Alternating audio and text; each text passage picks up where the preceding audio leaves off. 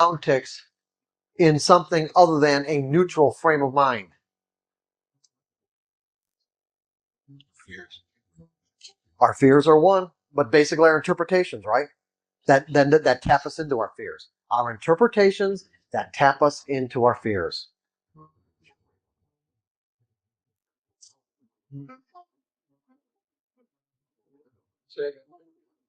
What causes us to perceive these up and down ticks as anything other than neutral? Our interpretations that tap us into our fears.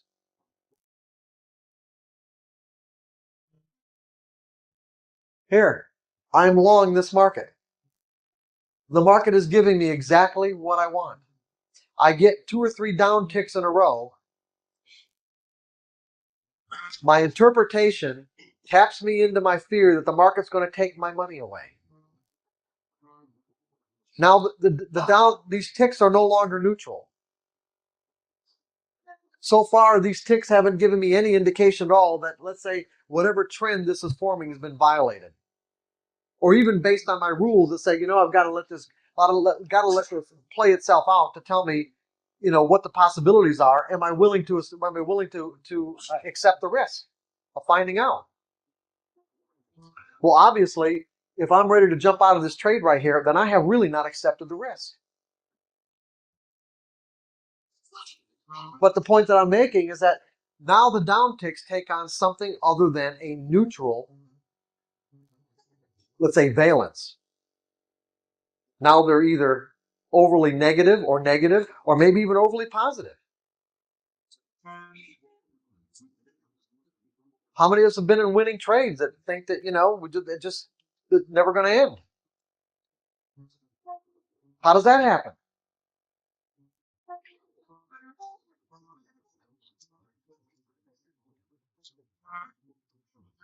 Even after the market has given us ample information to tell us that the trade is over with, okay? Here, you get so enthralled over the fact that the market's going up, up, up, up. You forget about the fact you've got significant reference points with this high, this high, this high. The market gives you an isolated high, starts reversing, and you know what? You didn't take any profits. You're down here at your original entry point. Next thing you know, you're losing money on the damn thing. Didn't take a dime out of it. And why? Because the neutral, in other words, from the market's perspective, these neutral up and down ticks took on an overly positive significance in your mind. Based on your interpretation.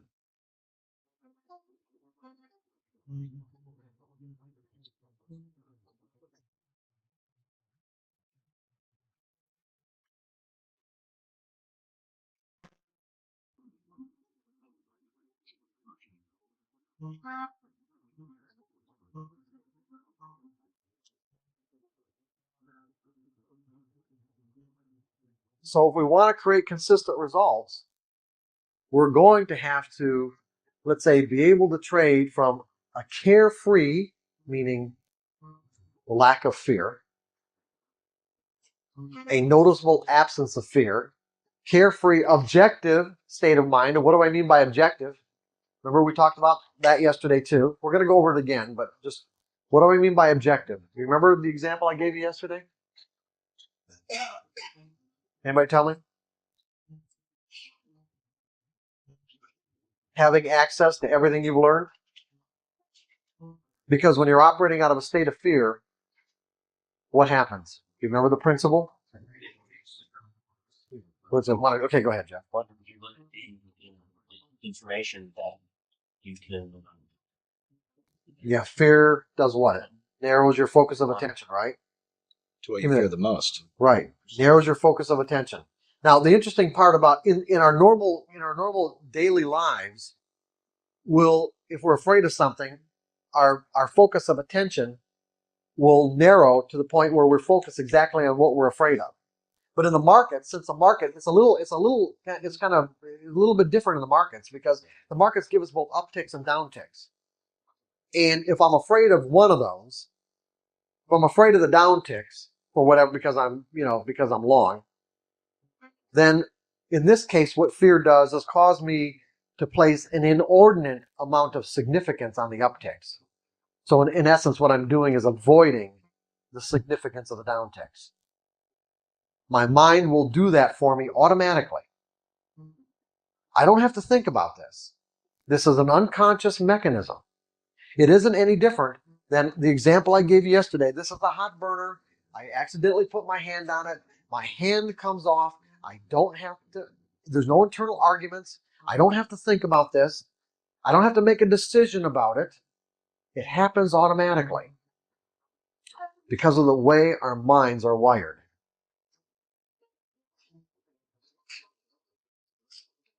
So what we're doing is we're becoming conscious of these mechanisms so that we can do something to compensate for them. If it is our desire to create consistent results or fulfill the potential that we know exists in the market. In other words, to become a, let's say, greater version of who we are, because that's in essence what we're doing. By accumulating more money based on our trading, aren't we becoming greater and greater versions of ourselves? Aren't we becoming more and more of who we once were?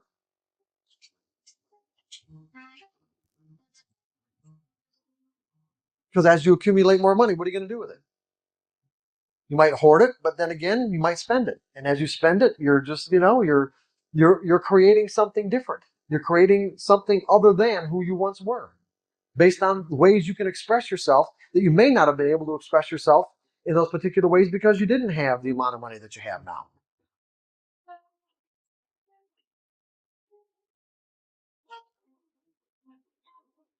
Is there something about this protection? Maybe it's just me, but are you up? Chances are not, John.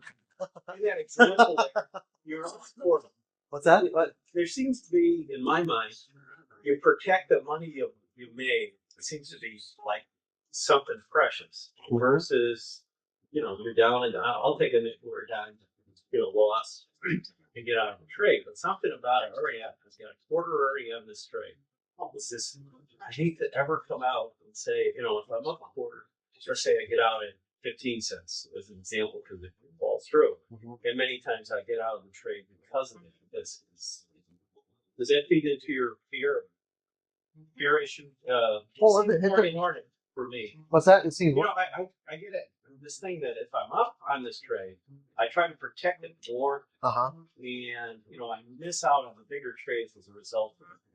Yeah, that's really hard. It's really hard to learn how to take profits. Out of all the skills that you're going to learn, I mean, one of the most difficult is really learning how to take profits.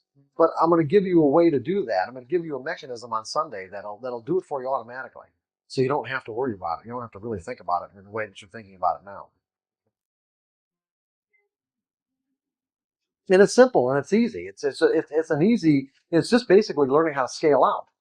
But, as much sense as it makes, it always amazes me how resistant people are to doing it. Just divide your position up into fractions and start scaling out as the market gives you money. I give myself money as the market makes it available.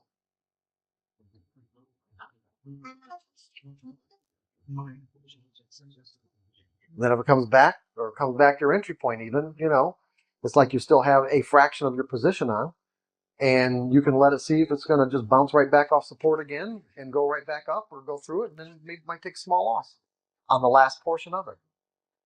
But then again, since you don't know how far it's ever going to go when you get into a position, you want to be able to set your whole profit taking regimen up in a way where you can take maximum advantage of whatever the move is, whatever the move ends up being. I think I had a little breakthrough.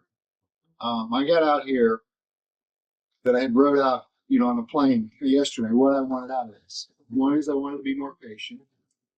And two is I wanted to basically let go of the fear.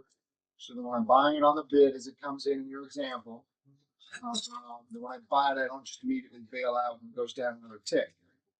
And I think what I got was, what you said was, I didn't accept the risk of the trade in the beginning. Right. So it's basically, if you just accept the risk of the trade, I can be more patient and I can allow it to jiggle against me or hold it and go from there with it. Right. And so that was my breakthrough. And what does it mean to accept the risk? What exactly does that mean, Brian?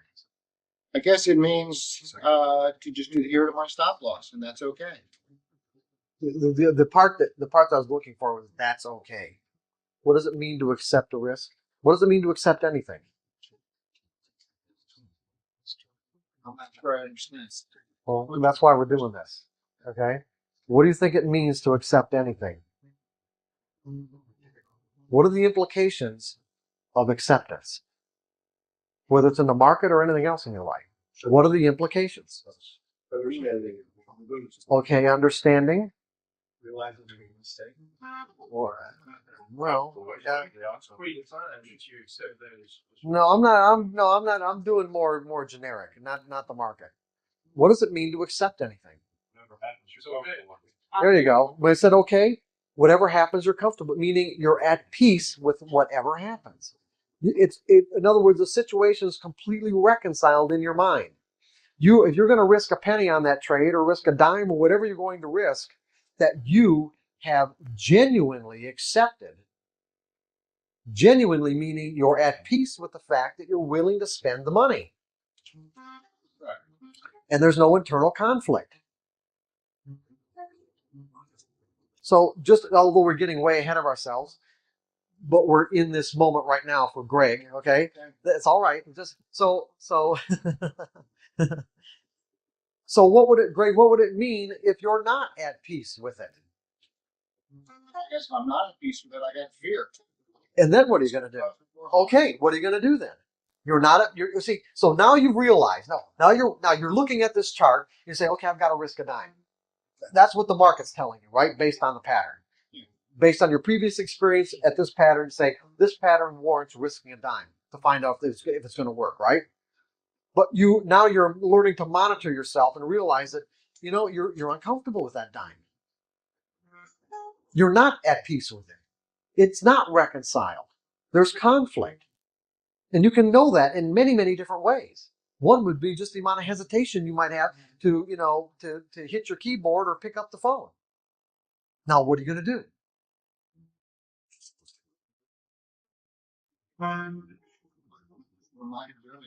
Find some way to deal with the fear. I have to do a little more breathing. I guess I got to acknowledge that the fear is there, and then reevaluate. Do I want the risk?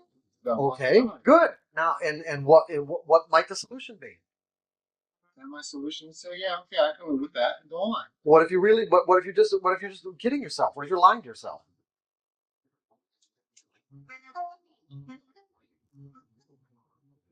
Because if you're uncomfortable in the first place, chances are, just by you saying, okay, I can live with this, isn't going to do it. It may, but chances are it might not.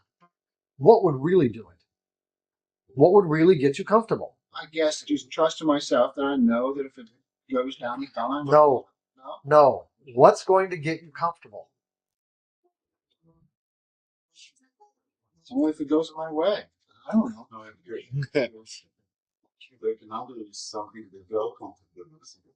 Yeah, scale back until you are comfortable.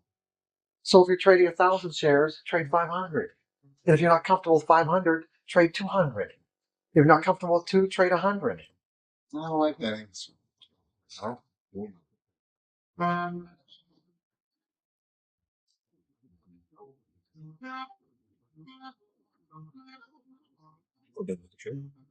Yeah, don't put the trade. The best thing would be in that case is just don't put the trade on. If you can't get comfortable with the risk, when you're completely reconciled, then either don't put the trade on or scale back until you are comfortable, until you make it a carefree situation.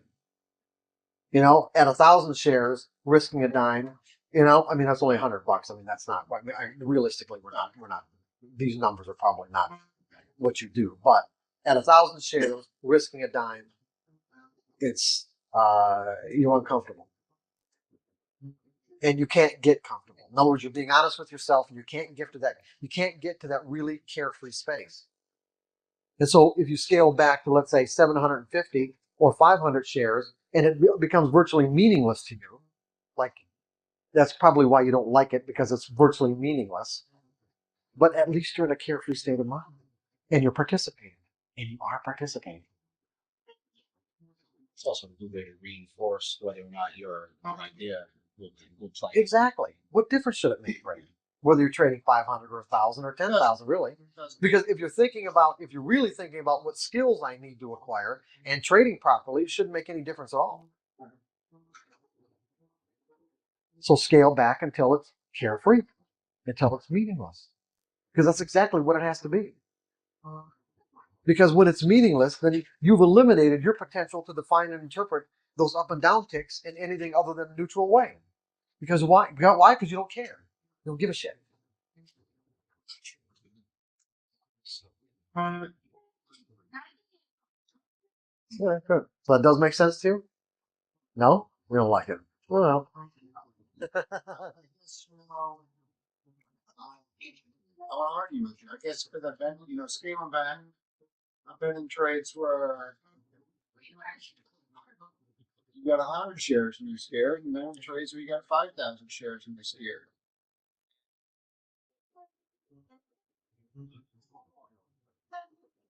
I can see situation. I can completely agree with you.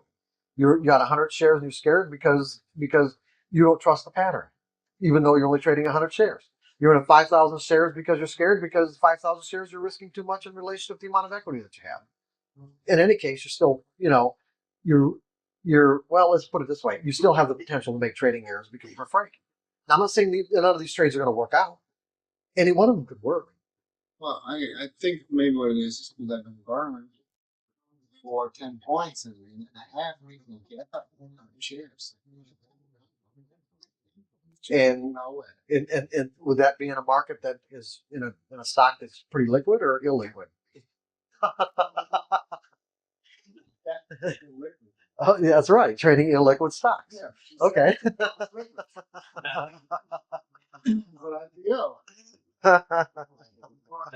What?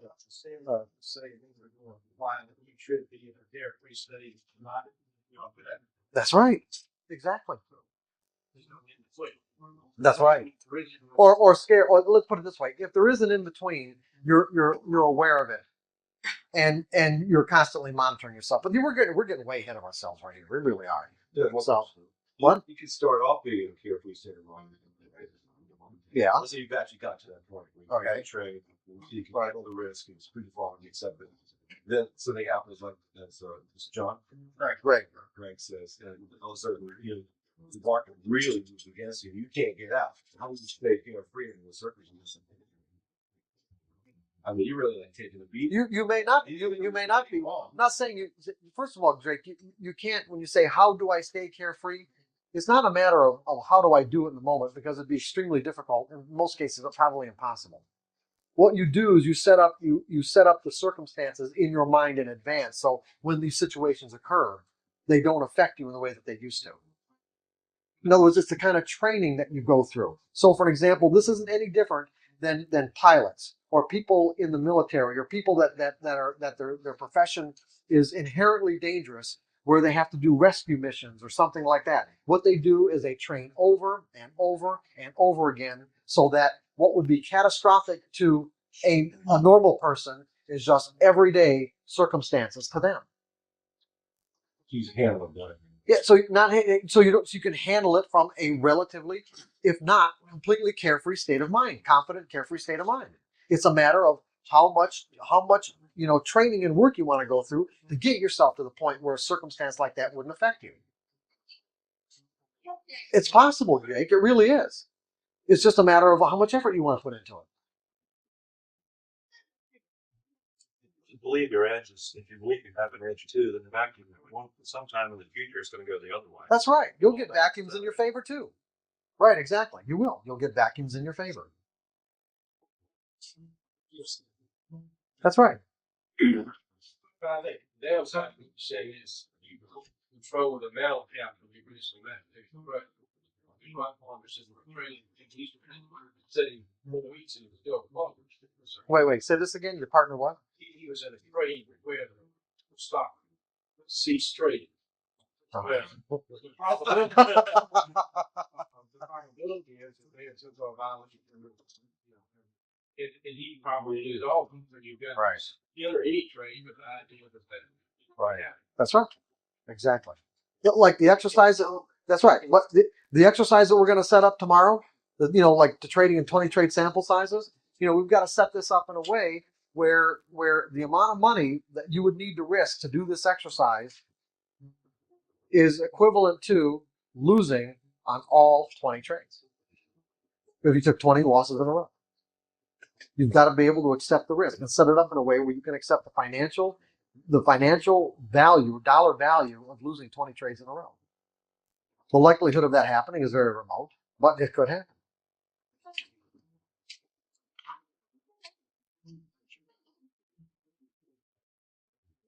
At least from my perspective, I get monthly's back because I'm trying to guess the market. I'm trying to find the bottom within the market. I know this is the bottom, and fishing for it. There's only just the market just starts screeching down further and I'm caught in. So if I did the quote-unquote risk analysis, I just didn't have that belief that I knew what the market's going to give, or I wouldn't be able to release most of those fixes anyway. It's personal. You also try to find tops? Oh yeah. Okay.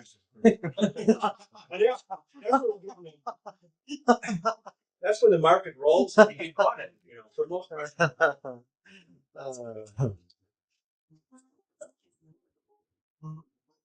How are we doing time-wise? What time? So, Almost 9. 10 to 9. Okay, so again, I'm going to ask you guys, where are we going with this, and why do we need to go? Why do we need to go there?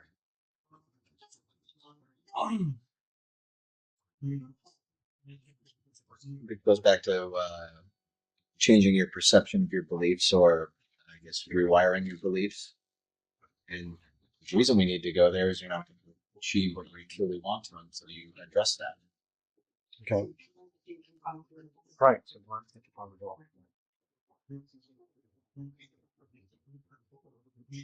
because that is the nature of the way the market moves, right? See, when we're dealing with people, interacting with our family and our friends, based on what they believe and what we've learned about the nature of the way they express themselves, we can pretty much count on what they're going to do and under what circumstances they're going to do it. And when they deviate in their behavior, we can chastise them for it, can't we? Right? We can, like sort of like a rubber band, and snap them right back if that's what if that's what we think is appropriate, and we're inclined to think that way.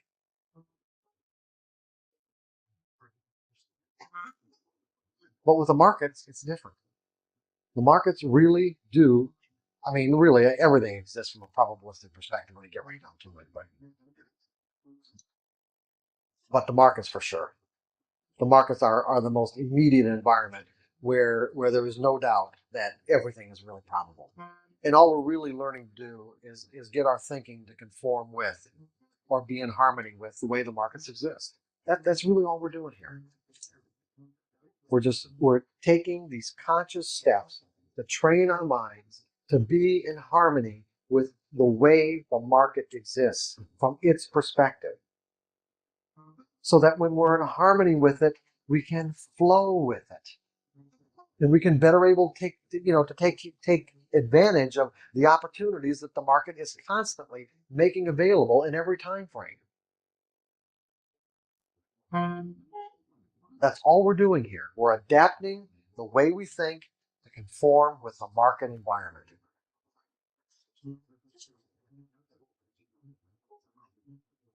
Because we know that the way we think now doesn't work real well. That doesn't mean we can't have winning trades. It doesn't mean that we can't even create, some level of consistent results either. But it just depends on what your goals are, what your desires are. How much do you want to create for yourself? Because at some point, you're going to find that if you don't think objectively, and if you are trading with fears, it's all going to catch up with you. And then it starts to get really frustrating or exasperating or, the most exasperating thing that you could think of in terms of the way it's affecting your life.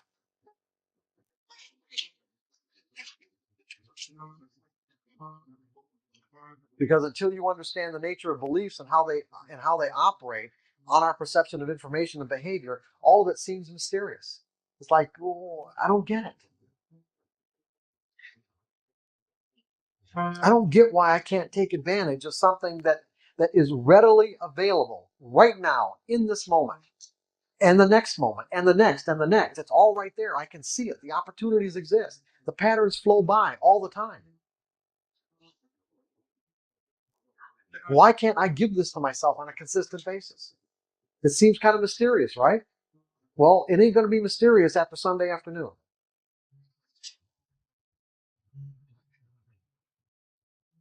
You'll know what you need to do. I guarantee you that. You will know what you need to do.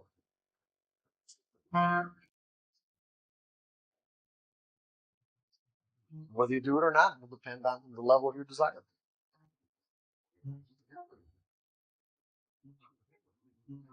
Just like anything else. When you make up your mind to do something, what happens? That's right. When you really, genuinely make up your mind. Now, what does that mean when I say make up your mind? Not necessarily. Just, when you make up your mind, basically, the implications are you make up your mind with so much energy, with so much conviction, that you have literally wiped away all the other conflicts.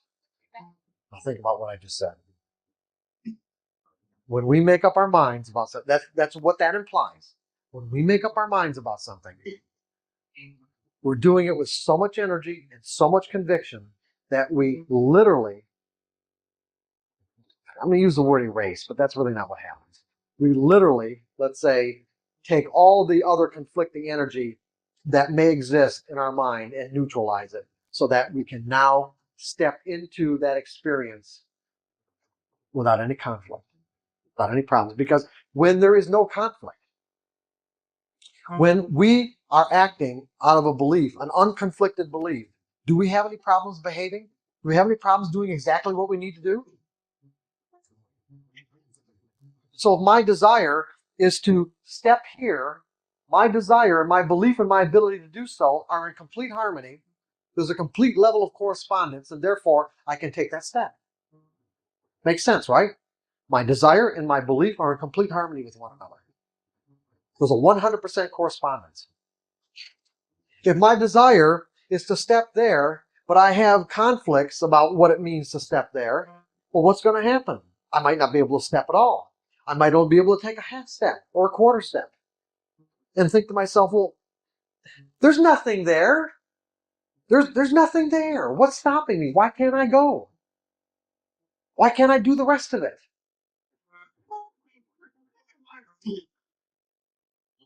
Because mental energy is tangible. See, there might not be anything physically impeding my progress. So there might not be anything in the environment that says I can't do that. And that's why trading is so frustrating, because there's nothing in the environment stopping us.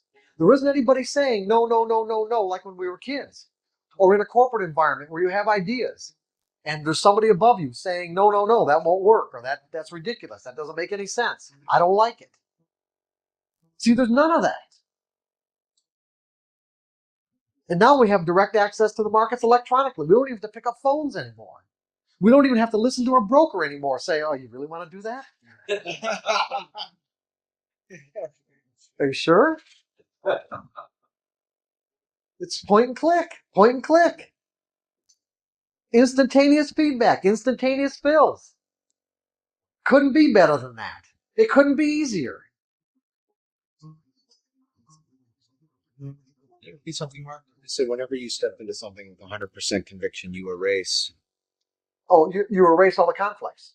When you make up your mind, making up your mind implies that you're doing it with so much energy and so much conviction that you're basically erasing any other conflicting energy that's inside of you.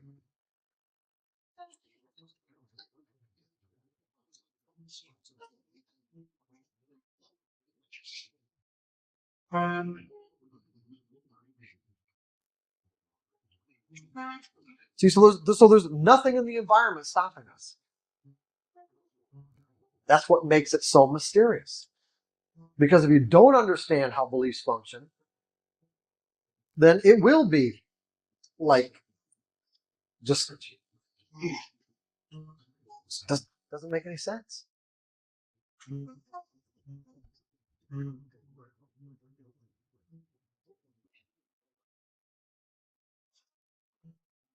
So that's why we're going to learn about beliefs. Or I'll give you another example. It would be who has seen situations where like scientists have done experiments with fish, for an example. They'll take a fish tank that's like this big, put a piece of glass in half the tank, so that the fish that are in this half of the tank, there's nothing over in this half, and they leave the glass in there long enough, and they take the glass out. Now there's no barrier, but the fish will stay in that half of the tank. Like same thing with electronic dog collars. Beliefs are tangible. That's what we're going to learn. Beliefs are tangible. They're real. So for an example, you put an electronic dog collar on a dog because you want them to stay in a perimeter. What you do is you bury a wire with a radio transmitter on the collar so that every time the dog gets near the perimeter, and usually do it with some visual things too to reinforce it, they'll start getting electric shocks. And the closer they get to the perimeter, the more intense the electric shocks get. You don't have to do this very long, and you can turn the system off, even take the collar off, and the dog will stay in the perimeter. And also, I think conceivably, feel the electric shocks. That's why they stay in the perimeter. See, there isn't anything physical causing the shocks anymore. It's all inside their mind. I know people who have to literally have done this, and have to pick up their dog and carry him beyond the perimeter to put him in the car. It doesn't work any different with people. It's exactly the same. Once we acquire a belief about something, that belief will limit the way we perceive information or how we behave in a way that's consistent with the belief, regardless of what other opportunities or potentials exist beyond that belief. And they're real.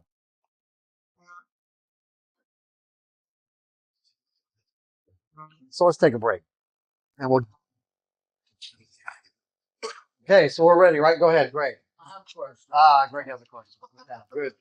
That's a break. I believe this too. Well, certainly don't tell me if you don't believe it. So. You say you got to develop this carefree attitude. And I agree that you have to be flexible. I've seen this in other people, and even with my own trade. Sometimes you don't get a feel until you have a little pilot position. So a little what? You buy 100 shares to get a feel, is it going up or is it going down? Oh, okay. Just to get the feel. Sure. Somehow, Probing the market. in a way, it also gives you a different connection with it because you can feel you're long and the thing's going down and it's doing something to your mental state that, hey, I better be flipping this thing out, and it's really a sale, not long. So how do you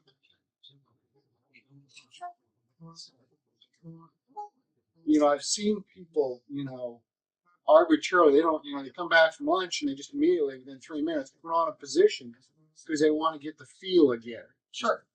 How does that reconcile with the carefree attitude? Well, I don't care if it's going up or down. I don't know. First of all, I don't really see a contradiction, Okay. but it's also a better question for tomorrow.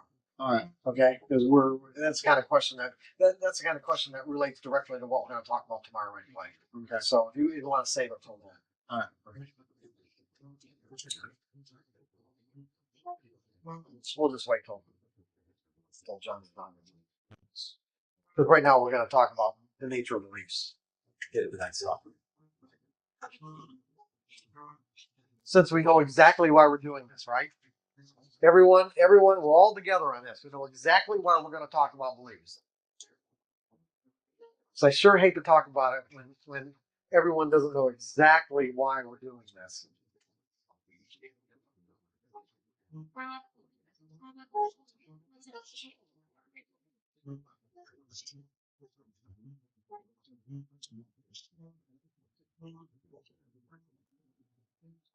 And have like the burning desire to get into this material. I feel this burning desire from everyone here. Let's do this now. I have yet to encounter an audience that that had that burning desire to do what we're about to do. Anyway, let's do it. Okay, we're going to talk about the nature of beliefs. Interestingly enough,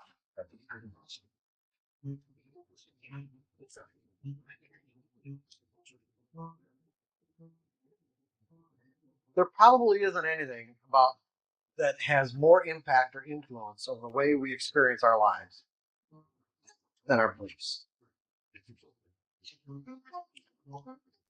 And interestingly enough, if I were to say, well, let's just do an inventory. Let's just start out writing down just exactly what do you believe. Chances are your minds will go blank, and you wouldn't even be able to think of one belief. Now, I mean, then you start thinking about political beliefs or religious beliefs and things like that. But the point that I want to make is that, like I said, beliefs, there isn't anything that has more of an impact on the way we experience our lives than what we've learned to believe.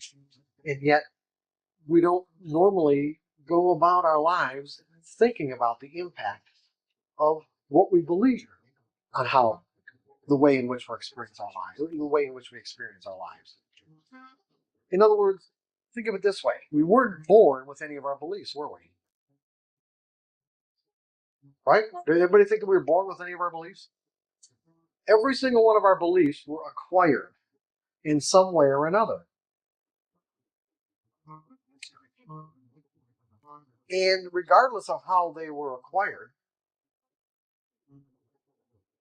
it's like they cause us to experience our lives and the world in a way that's consistent with whatever was instilled in us.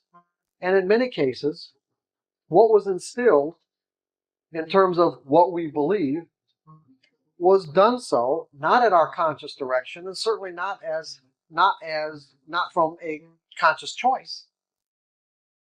But yet, these beliefs that were instilled still have this major impact on how we live our lives, regardless of whether or not we want to live our lives that way.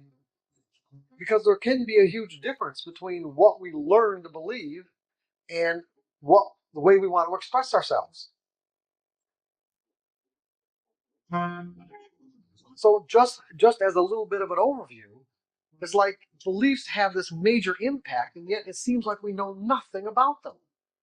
Now think about this. It seems like we know nothing about our beliefs. I don't mean any specific belief that we might have about the nature of the way the world exists or our relationship to it. I mean just about the characteristics of a belief. We know a lot about the physiology of our anatomy.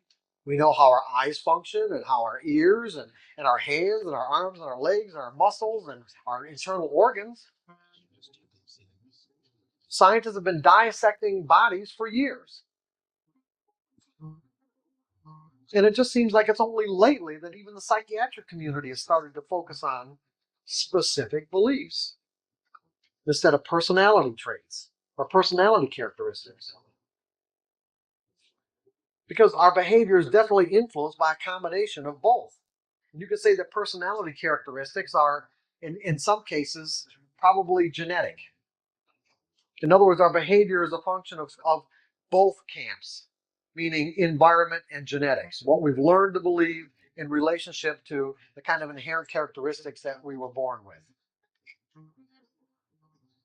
Because we're definitely born with certain filters about the way we interpret information. Those are just basic filters. Some children seem to need more attention than others. That's a filter. Some children seem to be more outgoing than others. That's a filter. Some children seem to be more inquisitive than others. That's a filter.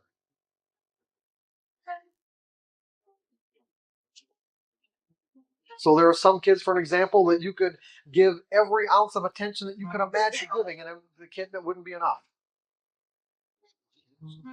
And there are other kids you could do the same thing with, and they tell you to, get away, leave me alone. It's one of the big problems with parenting. is making those kinds of adjustments to the unique characteristics that each kid is born with. And what's always kind of amazed me is how when it's kind of the first reaction of parents when they find out that their children are individuals, that they really are individuals, and that the next kid, if they have more than two, is different than the first. But that shouldn't really surprise us, right? Because how are our minds designed to think? Our minds are designed to associate. So what's going to happen is that when the second child comes out and into the world, our mind will automatically associate the second with the first, making the two identical because of the similarities, and then only to be shocked to find out that, oh, this is a different kid. In some cases, it'd be completely different. Does that all make sense now? Why parents would be shocked? Because of this automatic association mechanism. And everyone also too, keep in mind, because something I didn't say before is that everyone's mind has a different, let's say, toleration levels, let's say, for what's similar or dissimilar.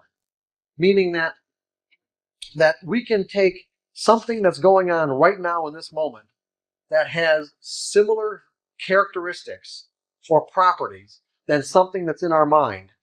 How similar it has to be to make it identical in our mind is all different based on the individual. In other words, it seems to be different tolerances for that kind of similarity or dissimilarity when the two get connected in one and the same. But I'm going to go into more detail on that in a second anyway. So what I was saying before is that beliefs have certain properties and characteristics. It doesn't really matter what the belief is. They have certain properties and characteristics. And if we're going to learn to work with our beliefs so that we can control our perception of how we perceive market information, remember what we want to do? We want to control our perception of information so that we no longer have the potential to perceive the up and down ticks as threatening. Then we've got to understand how they work. So we're going to get into like a mini psychology course here for the next couple of hours so that you have this kind of basic understanding of how beliefs function so that you know how to work with them.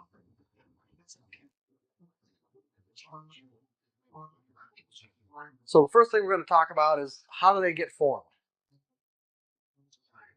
What are they and how do they get formed?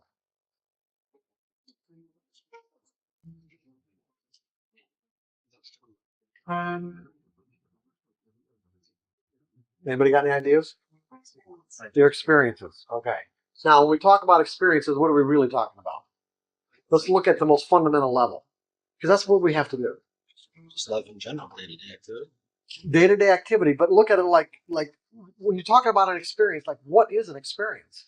What is it? Well, okay, perception and feedback, but aren't we connected to the external environment? In other words, like anything inside my skin, let's say, or let's say I'm going to say inside my mental environment can be or is different than, I want to make a distinction between the two. Our mental environment and the outside world. We're connected to the outside world through our five senses. I'm connected to this external environment through my eyes, my ears, my nose, sense of touch and taste. What happens, and the external environment acts as a force. So we could say, let's categorize everything outside, regardless of what it is, as a force, expressing itself. Everything outside is expressing itself. Everything in the external environment. It's like the hot stove you perceive. Okay, but see, you could say, how is the hot stove expressing itself? Perception. No. Think of it from the stove's perspective. How is the hot stove expressing itself? Neutral. No, it's not neutral. No. But it doesn't care. It may not care, but it's not neutral. Not neutral from our perspective anyway. How is the hot stove expressing itself? As heat. It's energy. It's heat. It's expressing itself as energy. That's what I want to get at. There's this cause and effect relationship between ourselves and the environment. In other words, what you've got is a situation where all of the external forces of nature has basically probably an infinite combination of ways of expressing itself. You've got humans, everybody outside of ourselves, and all the different people and all the different cultures and all the different ways that people believe about the way the world exists. They will express themselves in a way that's consistent with their beliefs. So that you take nature, plants, animals, waves, air, volcanoes, whatever, plants, animals, insects, people, and then everything man-made. Well, think about this, and everything man-made, which also expresses itself, these are all external forces that can express themselves in virtually an infinite combination of ways.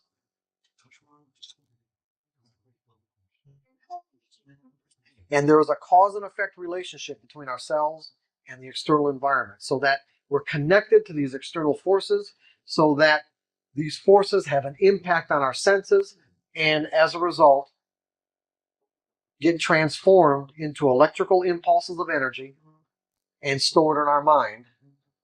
And let's say in the beginning, at least let's say in the case of an infant, as not just as a memory. What's the word I'm looking for? As a undifferentiated memory, you might say. So if we kind of put ourselves in the mind of an infant wouldn't have any way to categorize all these different experiences, because the way we learn to categorize experiences is through a structure we call a language, which is like this abstract symbol system. Yeah, language would be like a reference point. But let's say what happens with an infant is that he has all these undifferentiated memories that just probably floating around in his brain without any way of categorizing what they actually mean. But what happens is that, like I said, the environment acts as a force on our senses and creates, and scientists know that these experiences get transformed into electrical impulses of energy. But then what happens to them after that? They become what we call memories. Now, are these memories, do they have any particular structure? Well, we don't really know, because we can't get in the mind of an infant. But we do know that eventually they form into some sort of structure. They form into structures based on how we teach children to organize these experiences.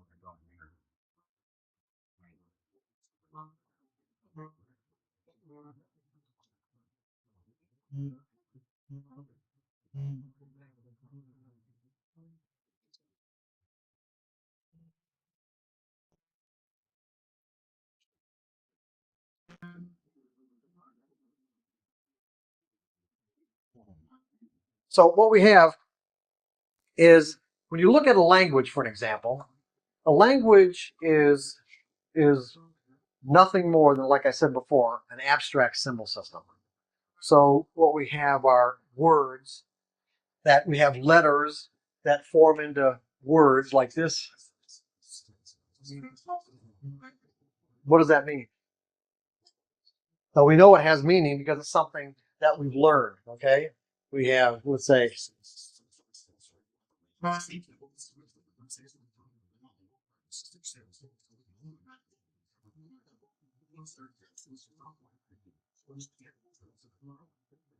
now, by themselves, these letters that form into this word, and these words that we can put together into concepts, by themselves, they are virtually meaningless. They're just scratches on a piece of paper. If this were a foreign language that none of us knew how to interpret, what would it mean to us? Absolutely nothing.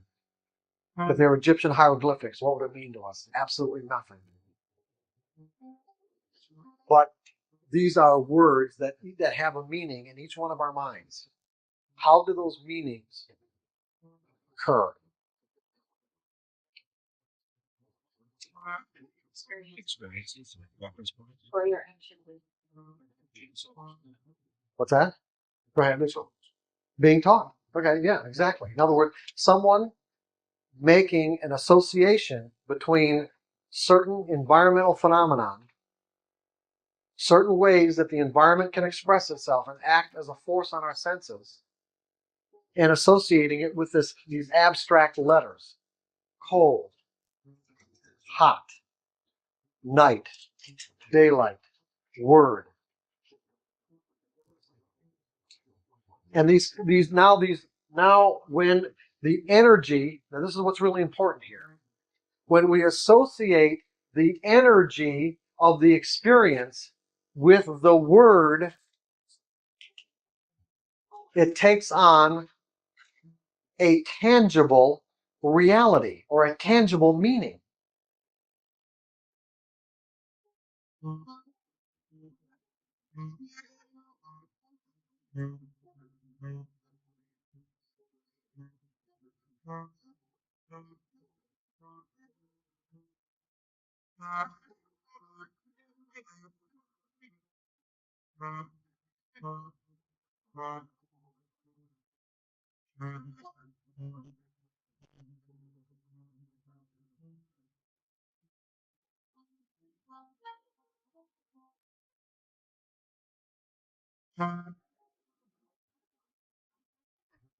So it just isn't an abstract word any longer.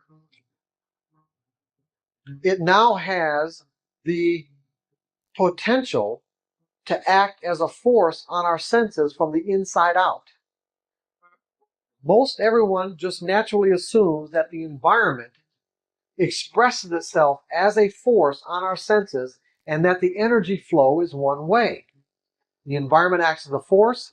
We perceive that force through our senses and as a result affected by it. I touch an ice cube, it is cold. I touch something hot, it is hot. I see darkness and no sunlight, and it is night. But what allows me to recognize all this as cold, hot, night is the fact that the cause and effect relationship reverses. Meaning that once something is, let's say, installed in our mind and associated with these particular words or concepts, then the words or concepts take on the quality of the experience itself. Are you guys with me on this, sort of? So an abstract concept like word, just a word,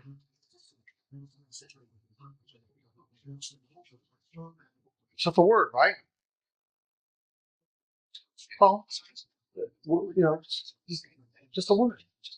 But it's not just a word, is it? It's now an energy structure in our minds that will have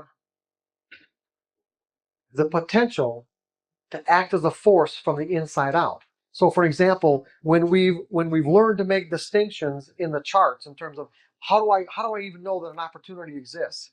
When these patterns come up, when we learn to recognize patterns, it's like there has to be something inside our mind that causes us to even recognize the pattern in the first place. And it's these concepts or these structures that are created as a result of our experiences and associated with these words that act as a force on our eyes so that I can see what I've learned.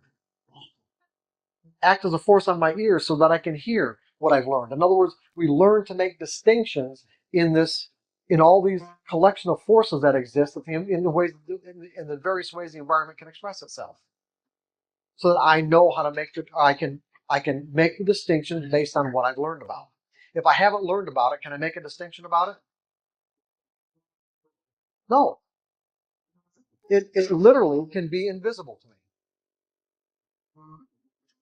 Something that we haven't learned or experienced can literally be invisible and yet be right in front of our eyes in terms of a potential or an opportunity. We'll get into that, how that works in a second, more graphically.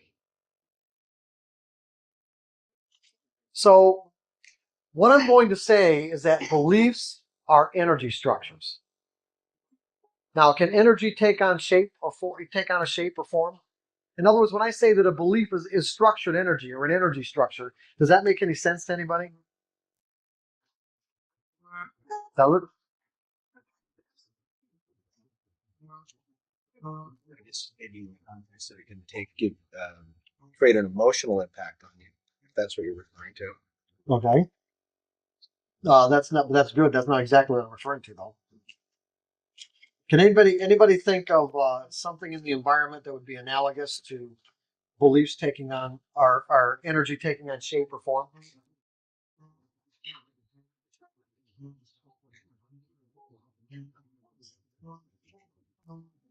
What's that? Oh, well, okay, Adam. What do you mean, Sean? The energy is there, but it's not actually a form that you can actually see, but you know the energy is there. Okay. What would be something analogous to that? Match. What? A match. A match? I don't know about that. What, lightning? Well, but yeah, you're right. Lightning is, yeah, you're absolutely right. Lightning is not made of atoms and molecules, right? Okay, good. What else? Yeah. What? Yeah. Yes? Volcan. I didn't Volcan motion. When you say energy structure, I think of the Can energy take on form? That's all I'm asking you. How, can energy take on form? Yeah. How? What ways? Just tell me the ways that energy can take form. Electricity. Okay. But in what way? Light. within the body, it can change the chemical structure as well. What's that? Within the body, it can change the chemical structure. That's true, but that's not what I'm getting at. I'm getting at something else. Are my words structured energy? In terms of sound waves? I'm not making these, I'm not doing that, right? It's structured. I mean, even that's structured, but but the point is that what you're hearing is energy, correct? And is it not structured in a particular way? What about all the information that's carried on microwaves? All our phone conversations that transmitted through the atmosphere on microwaves, is that structured energy? Radio waves, structured energy? Can light take form? Can light take form and structure and have dimension? Television. Television? Or what's that? Flashlight? What about laser laser shows? What about holographs? You can project a holographic image. You got a three-dimensional image. What if this were a three-dimensional image projected into this space? You've got dimension, right? You've got height.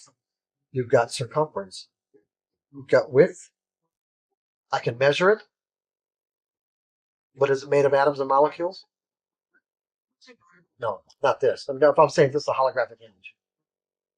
So the distinction that I'm making, this is really important, is that it was not made of atoms and molecules and it's not taking up any space.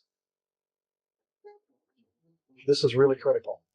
You have to get this concept that beliefs are structured energy, but they don't take up space.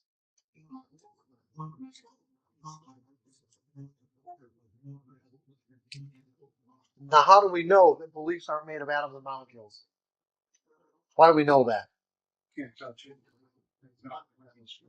Well, no. Think about this. How do we just know that they're not? Can we make that assumption? I'm here. I'm making a statement, but why can I even make that assumption in the first place? They're limitless. Yeah, but why do we know that? Why can you make that? Why are you saying what you're saying in terms of the limitless? Substantial capacity. If they're in your brain, you can get as much as you want in there. I'm not going to disagree with that, but still, is there any other tangible way to know that beliefs are not made of atoms and molecules? Yeah, you're okay. In other words, we know that brains, let's say people's mental environments or brains have been dissected down to the atomic level, And we know, at least as far as I'm concerned, I haven't read anything or heard anything where somebody has experienced somebody else's beliefs firsthand, meaning in their natural form as they exist inside our mental environment. Even people's memories can't be experienced firsthand. We know that scientists have learned that if you stimulate certain parts of people's brain, that they will experience certain memories that let's say that exist in that particular region of the brain. That's where they're stored. But the scientist doesn't experience the memory firsthand. The scientist only experiences the memory based on how the person related the memory to the scientist. And as of yet, no one has experienced what someone's memories are or what someone's beliefs are as a first-hand experience. That's something that's made of atoms and molecules.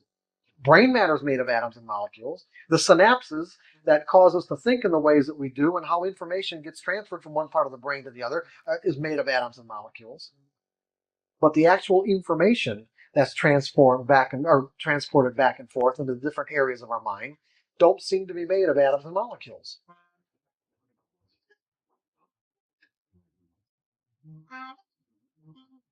Does that make sense to everybody? They seem to be made, I'm just going to say, of structured energy. Electrical energy.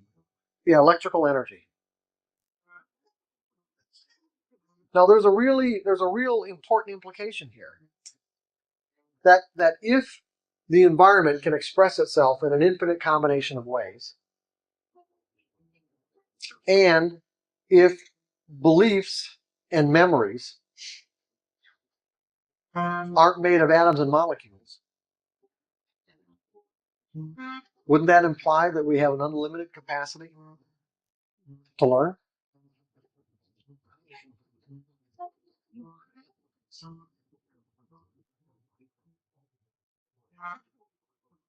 But what keeps us from learning everything there is out there to learn?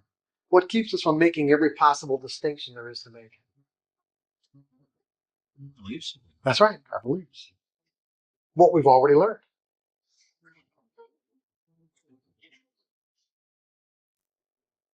What's the force inside of us that says, when we're encountering something that we haven't experienced yet, but that's in conflict with something we already have experienced, say, I don't believe that. I don't believe it. What's that force inside of us that causes us to instinctively, I don't believe that? That's right, the force of the belief that you already have. In other words, that is an inherent characteristic of a belief, isn't it? To immediately, without any conscious thought, resist any other information that might be in conflict with it, regardless of how functional or dysfunctional the belief may be. It doesn't matter what it is. That's just the way beliefs operate. But that's not what I'm getting at the moment. What I'm getting at the moment is that you understand this nature of energy that takes on structure and form. Energy that takes on form. In other words, I want you to make the nature of a belief as tangible as possible in your mind. The more tangible that we can make it, the easier it is, the easier time you're going to have to work with them.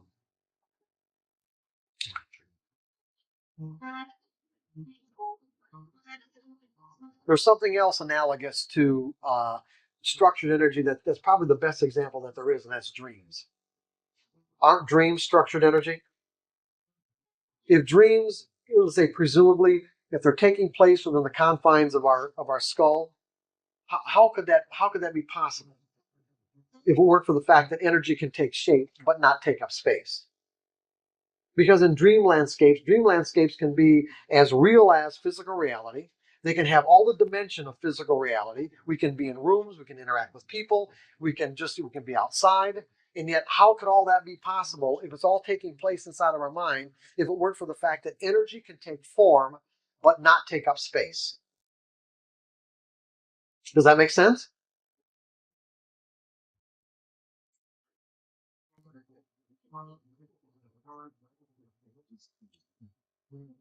So, do you guys have any questions about this so far?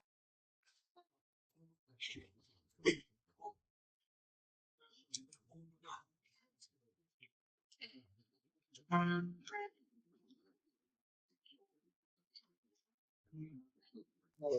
are you in the book?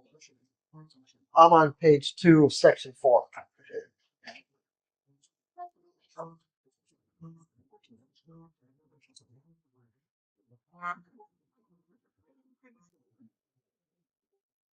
So what beliefs do is once we acquire one, they reverse the cause and effect relationship that we have with the environment.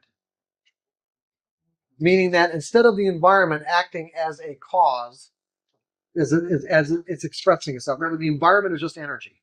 We can really just boil everything that happens in the external environment as simply energy expressing itself in some particular way, whether it's nature or other people. It's just the environment expressing itself in some particular way, acting as a force on our senses.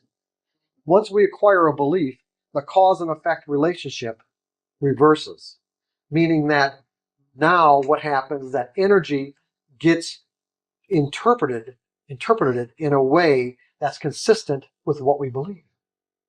It gets shaped. In other words, the force on the inside, the structured energy on the inside, acts as a direct force on our eyes so that we perceive information in a way that's consistent with what we believe. It acts as a direct force on our ears so that we hear information in a way that's consistent with what we believe. On our sense of touch, taste, and smell, so that when I touch this, I know that it's a marker. I can feel it. That's the concept, this structured energy in my mind of a marker so that I recognize what this is.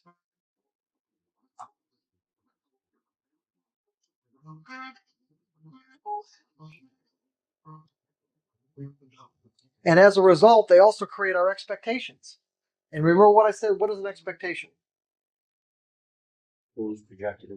Yeah, a belief projected into the future. Into some future moment. Whether it's a second from now, a minute from now, a day, or whatever. It's that we're expecting the environment to show up in a way that's consistent with what we believe. Just so I understand this concept of the environment having, once you have a belief, the cause and effect relationship is reversed. If I don't have a belief and you utter a phrase to me, if I have they're just simply words. Once you attach a belief to that, though, I can interpret that in a multitude of ways, as opposed to just simply a phrase that's being projected at me. Is that correct? Well, I'm not sure exactly what you're getting at. If you're saying like a first-time experience, Yes. okay, like first-time experience, you'll just take in a way that directly relates to the way the environment was expressing itself. Right. So there'll be a direct one-to-one relationship. Right. But now there may not be a direct one-to-one relationship if there's any similarities to anything else that you might believe. So there could be part of it that could be brand new and other parts of it that you might interpret in ways that are consistent with something that's already inside of you. So that you'll start making connections immediately. Because that's what our minds do. They automatically, remember, our minds are wired to associate, so we'll make these connections. If there's any similarities at all, our minds will start making connections to what we already know. And the reason why is because it's uncomfortable to be in a state of confusion. See, information that we can't make any distinctions about creates a state of confusion until we've learned to make certain distinctions. What does it mean? What does it mean? Now, when we know what it means, we're not in a state of confusion anymore. That doesn't mean that what we've determined it means is functional or that's going to help us in some way. But we'll get into that in a second. I'm getting ahead of myself. So what do beliefs do? They manage our perception and interpretation of environmental information. They create our expectations. They determine what actions we take, or how we decide to express ourselves. Now think about this. Behavior expressing ourselves requires energy. I am going to express myself and you are going to express yourself in a way that's consistent. Your outward behavior will be consistent with the energy that's inside of you. It's that simple. It can't be really any other way. And the energy is inside of you How that energy is structured are what you believe, or is what you believe. Now, you may not know what you believe, meaning that you may not have taken the time to say that or to extrapolate your behavior and say that, for me to behave this way, this is what I need to believe. Or for me to behave in this circumstance, this is what I have to believe. But that's not a very hard thing to do. In other words, in the consulting, coaching business that I've had for many years, that's exactly what I did do. You could just describe to me what you did, under what circumstances you did it, and it got to be very easy to extrapolate it into this is what you would have to believe to behave this way under these circumstances. It takes energy to express yourself. And how we express ourselves is going to be consistent with the energy inside of us. To the intensity to which we express ourselves will be consistent with the energy that's inside of us.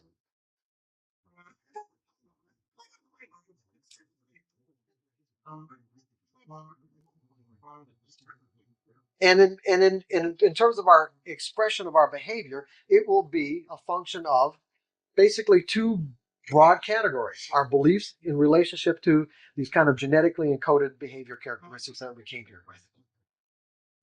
and how they interact together.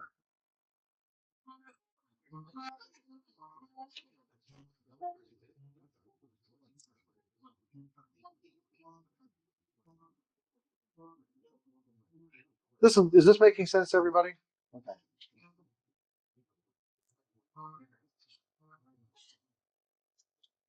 So they determine what action we take and how we decide to express ourselves, and also how we feel about the outcome. So if I'm interacting with the environment in some way, you can say that I have a particular reason or purpose for doing so. Meaning that our desires, our needs, our wants, our goals, our aspirations, they're generated from within and usually fulfilled out there. You with me on this? No? Okay, what you want, what you desire, what you feel and believe you need, or what your goals are, all come from within here, right? Okay? From, let's say, a number of different factors that go into formulating what your goals are or what your desires might be. Your desires could also be, a combination of your let's say, genetically encoded behavior characteristics, those kind of filters that we're born with, in combination with what we've learned to believe. Also, we're going to add another dimension to this, and that's our inherent capability of being creative.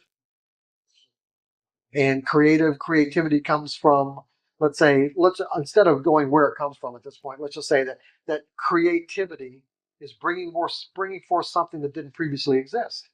Now, it doesn't mean it didn't exist somewhere else in the world, or someone else's life, or in someone else's mind, but we do have this inherent capability of being creative, in that our thoughts are not bounded by what we've learned to believe. In other words, we can think in any direction we choose. And therefore, as a result, we can also be inspired by certain thoughts and feelings that cause us to think of something outside of something we've learned to believe, and therefore generate a desire based on that. All I'm saying is that whatever it is, desire, want, need, goal, aspiration, generate from within and usually fulfill out there.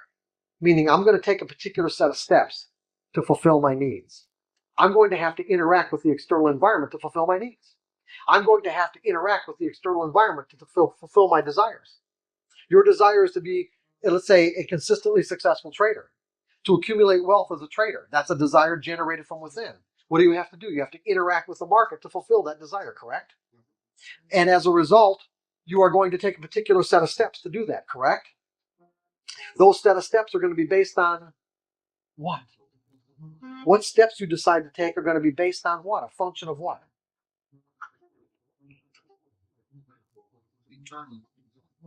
No, come on.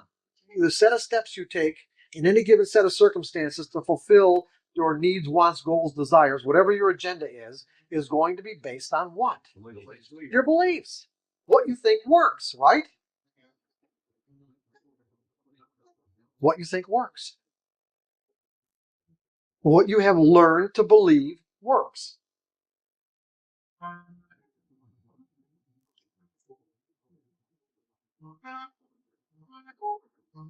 And then how you feel about the outcome of whatever steps you took in interacting with these external forces is also a function of what? What I've learned to believe. So probably, when you look at sports, the dynamics of successful athletes, you've got athletes who you probably all have read about things like, certain athletes have certain styles of self-talk, or their internal dialogue that goes on between them. Okay, so when one athlete makes a mistake, they might criticize themselves and call themselves names, and other athletes, just shake it completely off and think very positive thoughts and get themselves refocused on what they need to do. Those are based on beliefs that they have about what they think works. Or whether they even think it works or not doesn't even make any difference, because a lot of times, certainly the self-criticizing beliefs were usually installed by other people anyway, and they won't really even have a choice in that respect unless they've gone ahead and kind of cleared that stuff out, worked on clearing it out. They won't have a choice about what they're hearing in their mind anyway. But the point is, it is based on how they feel about the results of any particular action they take will be based on what they've learned to believe. So you can, so what I'm saying is that regardless of what outcome you get, you can learn, you can actually acquire a set of beliefs that allow you to think positively of yourself regardless of the outcome. It's just a matter of what you've learned to believe, what you've learned to believe about the nature of mistakes.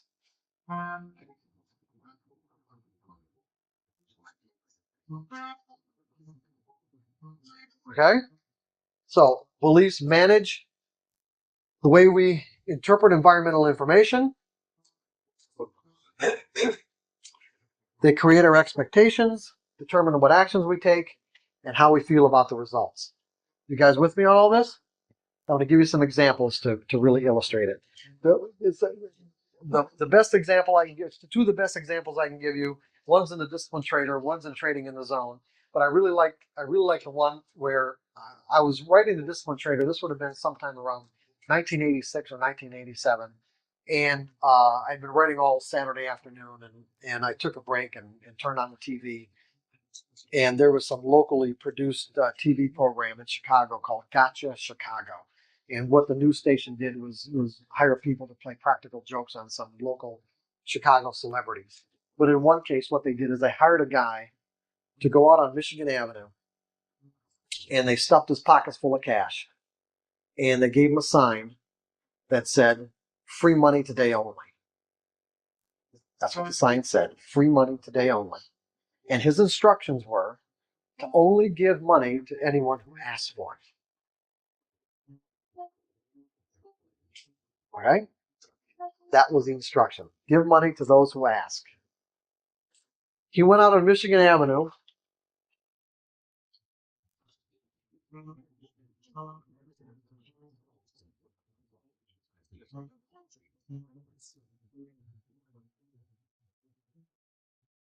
Okay, free money. Michigan Avenue is very busy. And how many people do you think asked for the money? You read the book. For those who didn't read it,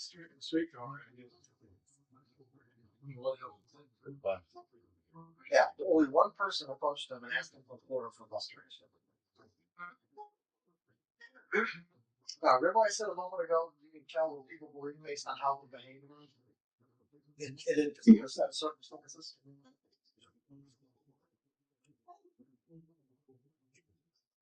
What would we could presume? Let's make some assumptions. We make assumptions. First of all, that people could read the sign that said "Free money today only."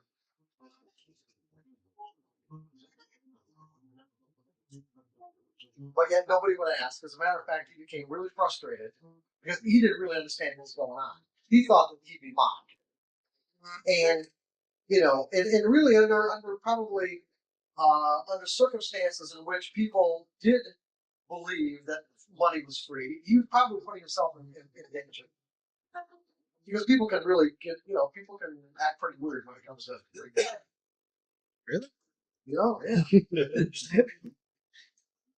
So he got real frustrated with this whole thing, and he even went up to somebody, some guy, who was just, he had a suit on, carrying the briefcase, and he walked up to the guy and said, "You wish you like some money?" The guy said, "Not today." And then he screamed out, "Well, how many days has this happened?" The guy just walked around. The other thing I noticed was that people were taking, going out of their way to take a wide path around this guy. Let's break down the dynamics. What's going on?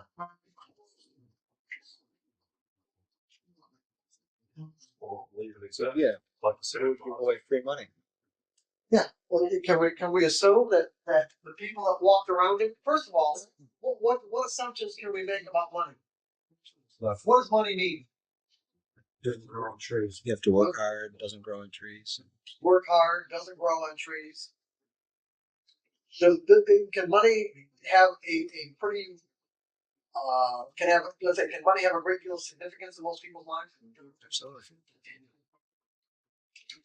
There's a big attachment, emotional attachment to most people.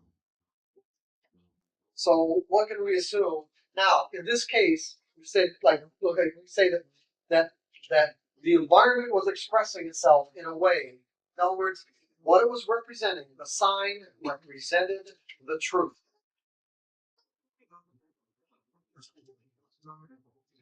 The sign represented the truth. The money was free. And yet, this is what I was talking about how opportunities and certain distinctions about the nature of the environment can be invisible.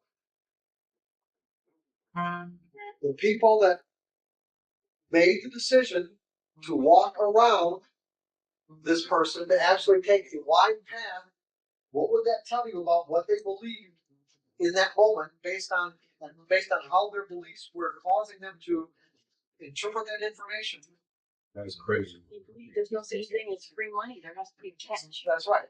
No such thing as free money, and the guy could be dangerous and crazy. In other words, if the money were really free, he would already be mobbed. Otherwise, this guy must really be a nutcase, and therefore, I should take a wide path around him to avoid the possibility of coming into contact with him. Now look again, let's break down the dynamics. I don't believe that free money exists. Okay, that's basically what they're saying. In other words, the environment can express itself in an infinite combination of ways. Remember that? And even though free money is unlikely, free money is rare. In this case, it was real. It existed. And other than one person, nobody could perceive the existence of what was real from the environment's perspective. So if I'm operating out of a belief that free money doesn't exist, how will that act on my perception of information? Because what I have is a contradiction. I have a contradiction. I'm operating out of a belief that free money doesn't exist, and yet I see a sign that says free money. That is now I'm dealing with information that's in complete conflict with my belief that free money doesn't exist. How do I reconcile the conflict?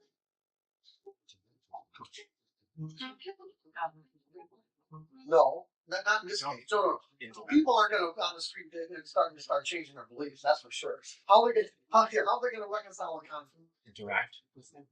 Or Interact? No. Go and take it. You already said. You already decided the guy's crazy. Oh, they listen to their own beliefs. Yeah. They don't change. No, you guys are okay. I'm sorry. I'm going to make myself clear. I've got a belief that says free money doesn't exist. That's my reality. I've got information in the environment that's in direct conflict with what I think is real. How do I reconcile this conflict between what's in front of my face? I can read the sign. You gotta ignore one. Changing energy. Yeah, I've got to rationalize it away in some way.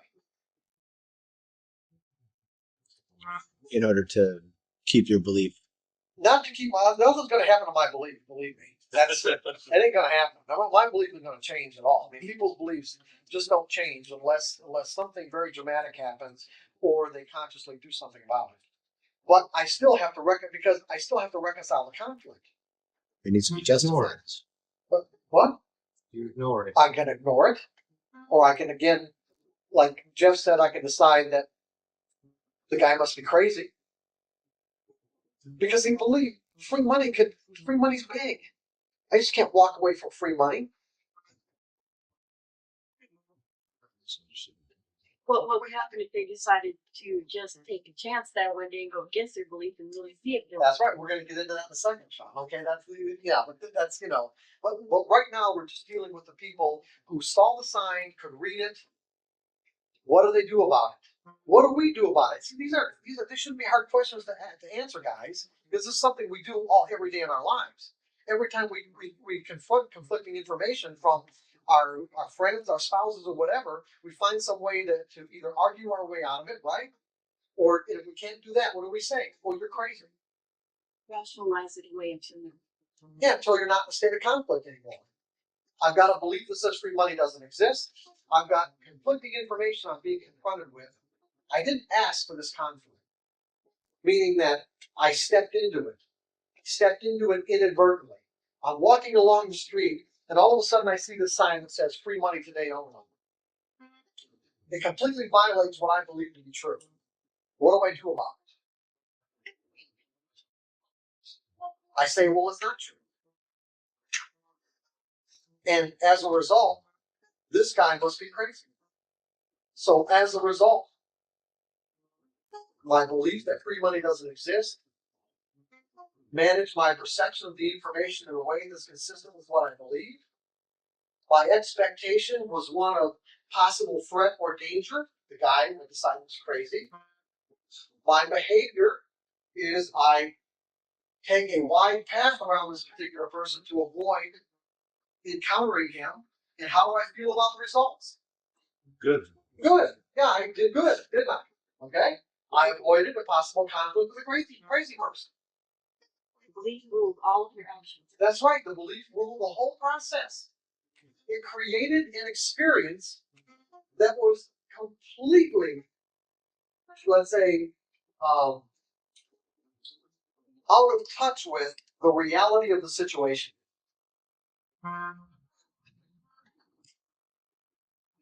From the environment's perspective, the belief that we operated out of in that moment as an example, or the typical person that saw the sign,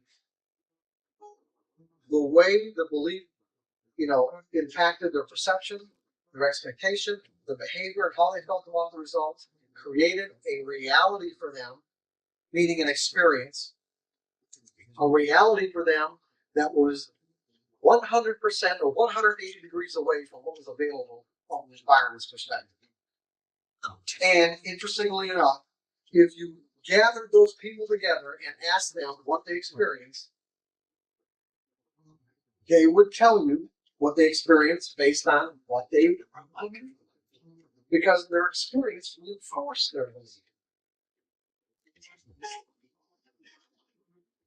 And if encountering the same situation again, what would they do? The same thing. Why? Because they didn't learn anything. Nothing changed. It's a little experience. If they encountered someone with a sign again, they would experience the exact same thing. Feedback? No, not saying that they have feedback. No. We're not talking about feedback. We're talking about how.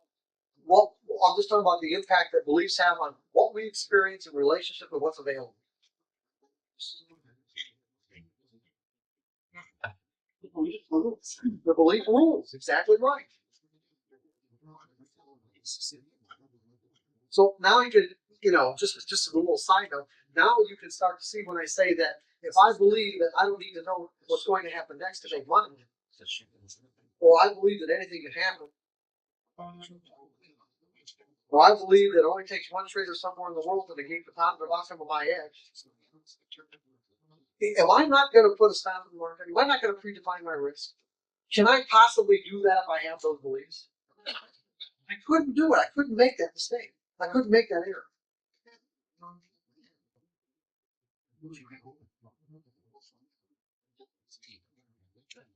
Or that every moment is unique, as long as I understand the real implications of the word unique. This moment is not like any other, even though it may seem like it.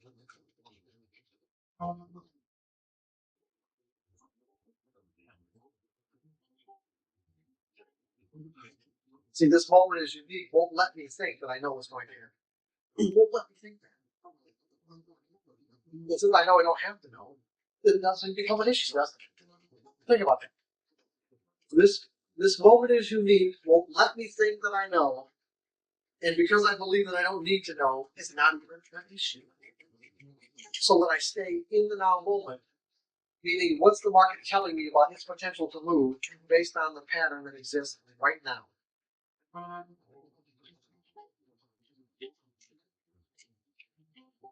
just want to do it. Is that all right, guys? That's good, right?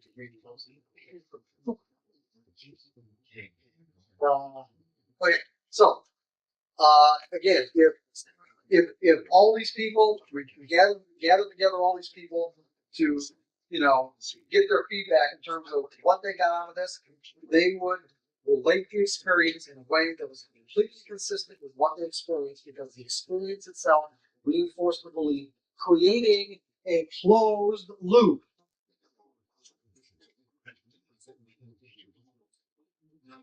The belief acts as a force on our perception of information in a way that's consistent with the belief. What we expect is consistent with the belief. What we do and what we do is going to be consistent with the belief. Therefore, the experience that we have will be consistent with the belief, and therefore everything gets reinforced, and nothing that might exist outside that circle even has the possibility of entering into to break the circle.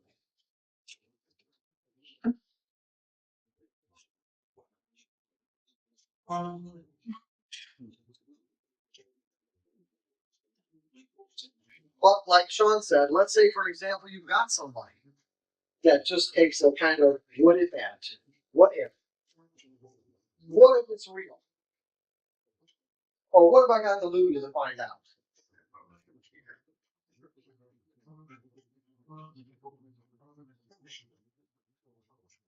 And so this person just goes up and says, okay, give me $10. The guy reaches in his pocket, pulls out a $10 bill, and he hands the $10 bill to the person. Now what? Now we flip the dynamics. Now what? What? Ask for more. Well, well, I was going to get to that. Right. Wish you asked for more. Right. Typical trader's mentality is to ask for more. However, what? Okay. Let's look at the dynamics here. What happens? You get free money sometimes. Okay, you get free money sometimes. What happens to this belief you want free money not exist? As an addendum to it.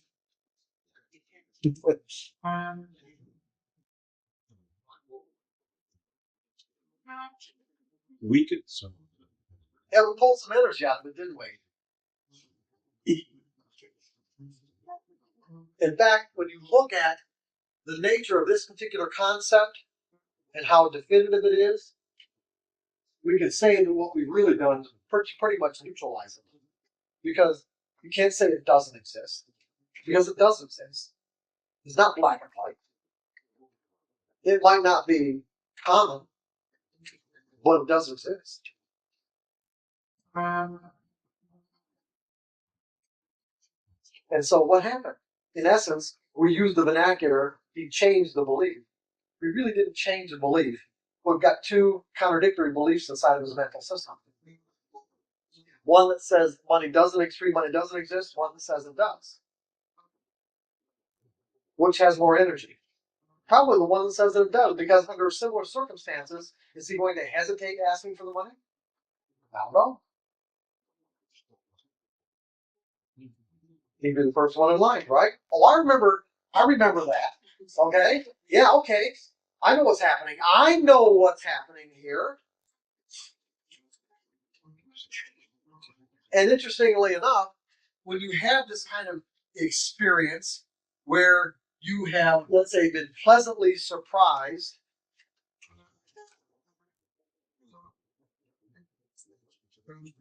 with an experience that contradicts a limitation, you might say, because this is a limitation, and pleasantly surprised, what are you going to do? You're going to want to share that with everybody, right?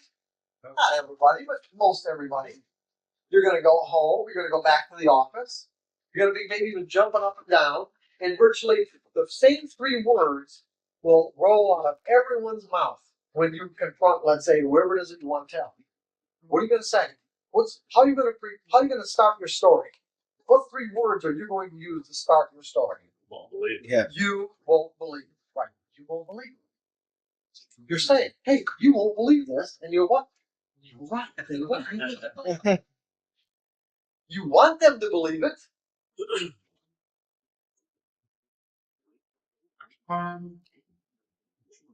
Well, you're right. They probably won't. And why won't they? That was against their belief. It goes against their belief that free money exists. And so they will interpret your story as being a fabric of your imagination, or just maybe something you're trying to pull over on them. Whatever way they might interpret why you're saying what you're saying, they will find a way to rationalize it away so that they're not in a state of conflict. By the fact that you're confronting them with information that completely contradicts what they believe to be true.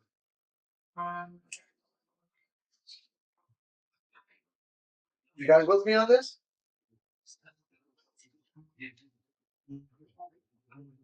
And interestingly enough, let's look at the state of mind.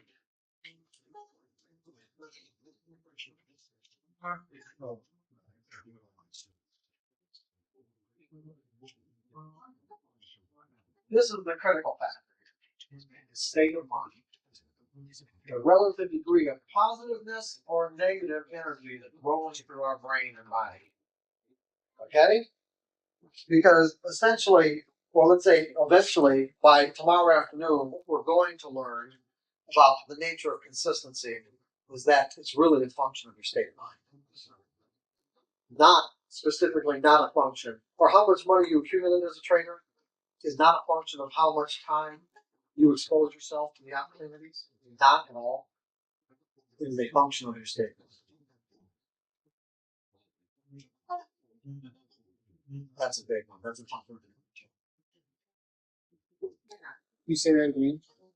That the amount of money you accumulate as a trader is not a function of how much time you spend exposing yourself to the opportunities,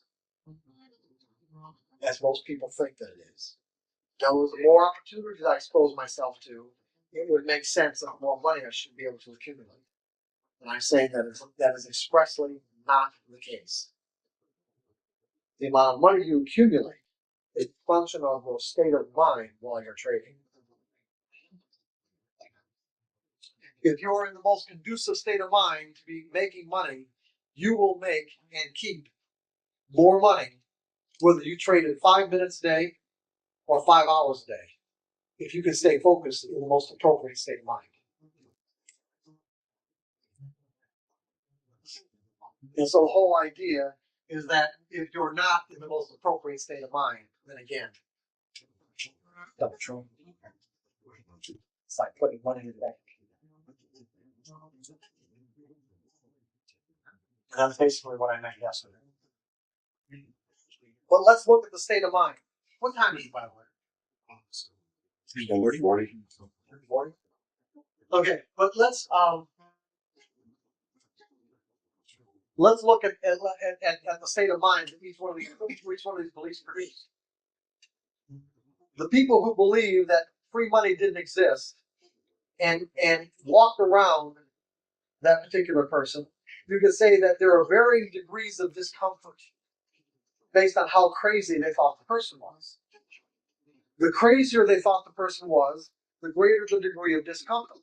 So you could take someone who really thought the person was crazy, and instead of just taking 5 or 6 feet, there's a one-to-one correlation. You can even measure it, basically. How far away they would go out of their way and alter their path would be in direct relationship to the degree of discomfort, meaning the degree of negative energy that was in their belief about how crazy this person was. To the point where somebody might even just cross the street just to stay on the other side of the street. And so their experience of the situation was, let's say, close to, if this was terror, okay? And this is confidence. You could say that someone could actually create for themselves an experience of fear or terror. But that's not what existed at all. Go ahead, Michelle.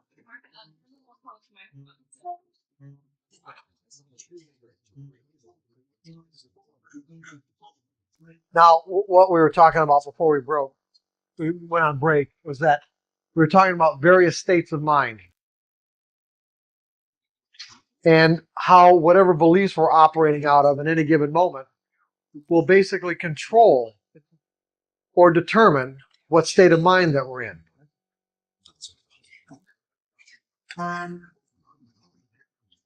In other words, the energy of the belief that we're operating out of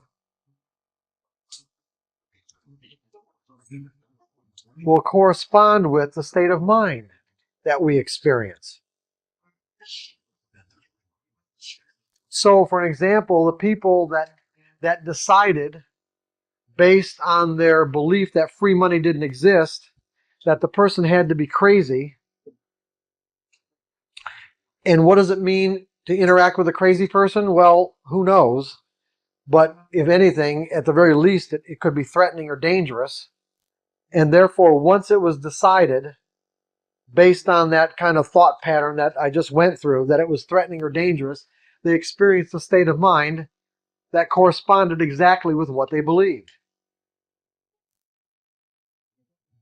Because when you think about it, just for a moment, what we're experiencing in any given moment is a state of mind.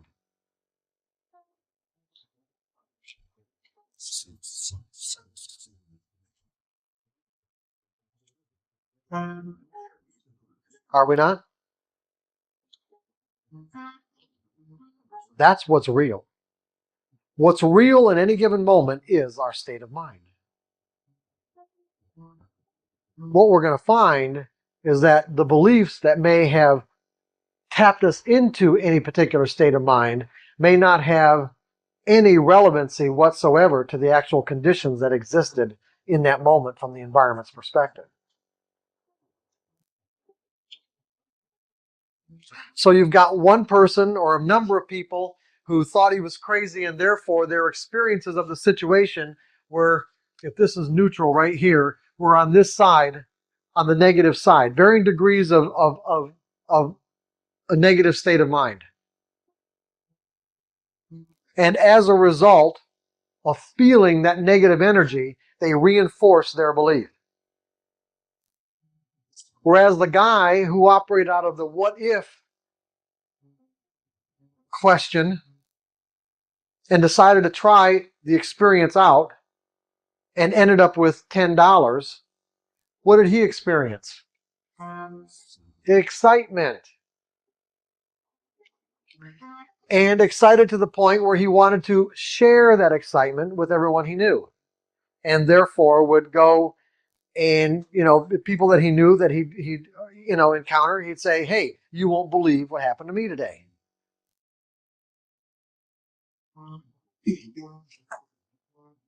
But as Louis pointed out, the moment that he encountered somebody who said, well, if that's the case, then why didn't he ask for $100? What's going to happen? Or if it occurs to him that he should have asked for $100, what's going to happen to his state of mind? Change from what? Positive. From excitement to regret. Okay? Instantaneously. Because of what? Because of a belief about missing opportunities.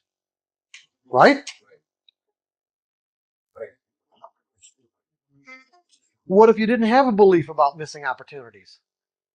Meaning, what if you didn't believe that missed opportunities didn't exist? How could I even say that, right? Is it possible to even believe that missed opportunities don't exist? Sure it is. Because if you were capable of taking advantage of whatever it is you perceived was available at any given moment, you'd have done it. And by the mere fact that you didn't or didn't take advantage of it to the extent that you would have liked to only indicates something that you need to learn. So it was an opportunity to find out what you need to learn. So you really didn't miss anything. You gained something. Now, if you really believe that, would you flip into a state of regret? No, you wouldn't. And you would stay positively focused, right?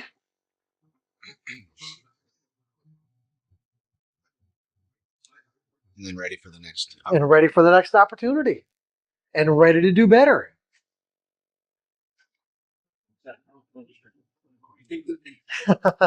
Get it on the tape. Try to write it down right now. Go ahead. Try to write it down as best you can.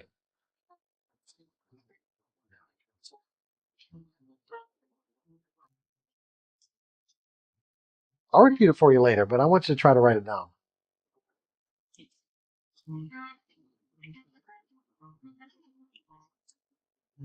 Just start out with, what if missed opportunities didn't exist? Start out with that and see what you come up with.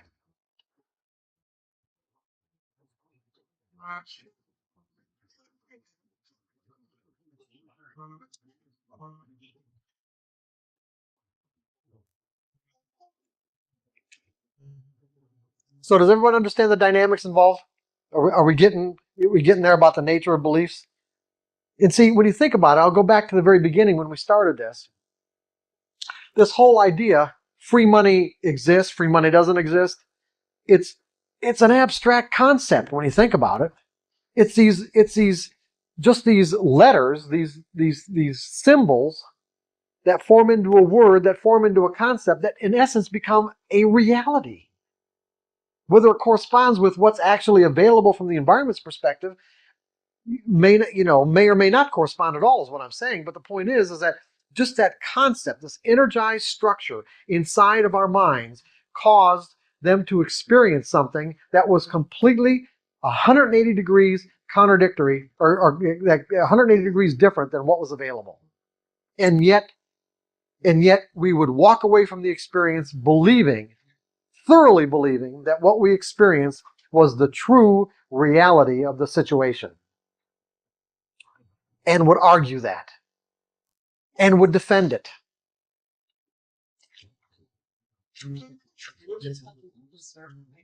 Exactly. But it doesn't really, you don't have to be a religious fundamentalist, Sean. Every belief works that way, just about. Unless they're open-ended beliefs.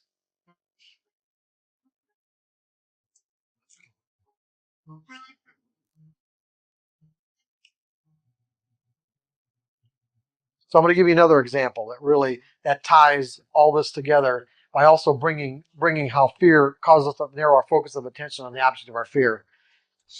And this one's in Trading in the Zone. The example I like to use is a first-time experience that a child has with a dog. Now, when you think about this, I want you to think about it in terms of dogs have a range of expression. I'm just going to do it down here. Can you guys see this on the video? Dogs have a range of expression.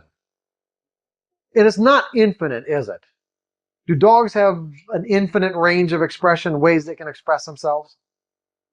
No, it's finite.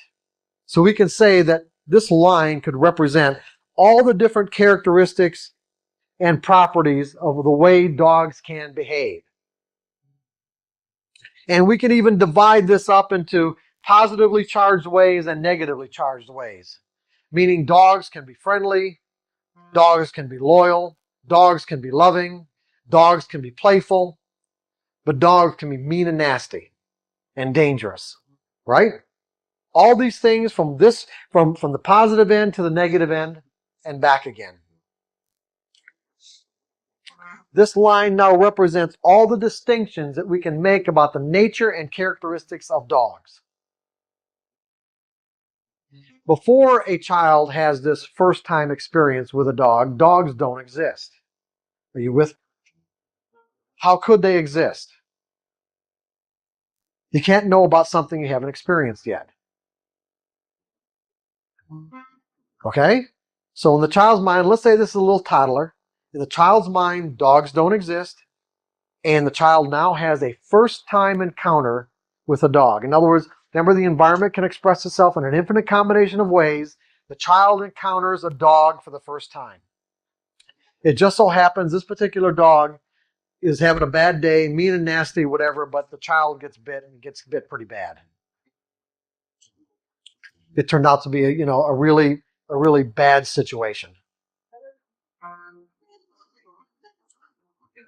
Now, does the child have to understand the nature of language to be afraid of dogs? In other words, does he have to associate this particular experience or memory that he has now with words? He will eventually, even if when he has this experience, if he hasn't learned to talk, eventually he will relate this experience to certain words that describe the reality or the nature of dogs based on his internal experience of them. Okay, we'll get to that in a second. What I want to get to, however, is that he has a first-time experience, and that first-time experience is transformed into a negatively charged energy, or transformed into a negatively charged memory. Negatively charged memory. So that the next time he encounters a dog in the environment, what is going to happen? And why? Yes, he's going to associate based on the similarities of the second dog. His mind will automatically associate the second dog with the first dog, making them identical, correct? And as a result, what will his state of mind be? Fear or terror, right? Now, it turns out, let's say from the environment's perspective, this second dog that he encounters could be the friendliest dog in the world, could just be wanting to play with the child. From a dog's perspective, dog sees child, dog thinks play, and dog approaches child wanting to play. Child thinks he's being attacked. Dog never touches the child. From the child's perspective, was he attacked? Yes. He was attacked. You know why? Because it tapped him into all of the energy of that first experience, and he felt it as if it were happening right then and there in that moment. And so what we have from the child's perspective is a first-time experience that from the environment's perspective was real, a second-time experience that from the environment's perspective was not real, but that all the energy still got associated in his mind in a way where he reinforced the first-time experience so that the energy of this memory grew. So if he had, let's say, this much negative energy, now it's this much negative energy. And the next encounter with the dog, regardless of how friendly it is, he's going to experience the same thing, and instead of this much energy, there's going to be this much energy. Even if it isn't a negative experience with the dog. It will be a negative experience every time. Yeah, that's what I'm saying. You see, every experience will be negative because he's going to associate every dog with his memory so that the memories get reinforced. Psychologists would call this like a projection. I call it like an instantaneous association, meaning that what's really happening is that the energy in his mind is acting as a force on his senses to see a threatening or terrorizing circumstance or situation every time he comes into contact with a dog. What he's feeling inside is real. In other words, his state of mind is absolutely 100% real.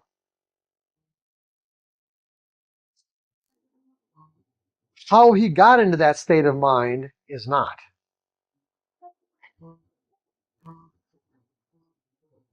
In other words, how he got into that state of mind is basically dysfunctional.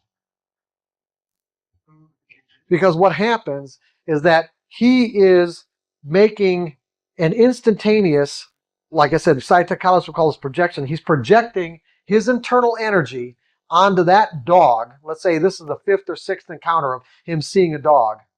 And they've all been friendly except for the first one. And what happens is that his own terror gets reflected back to him.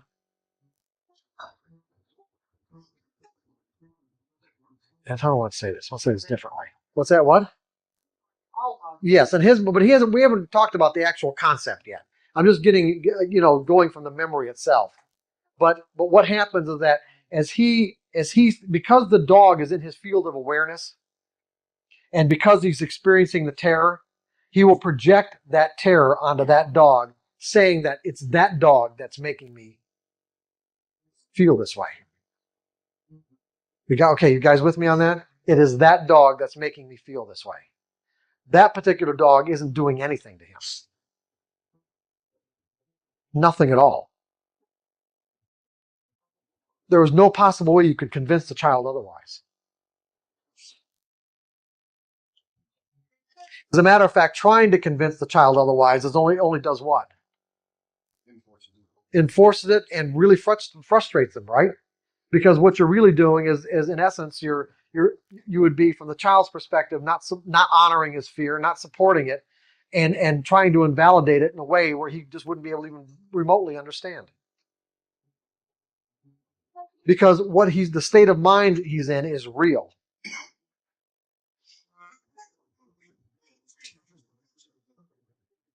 That is 100% reality.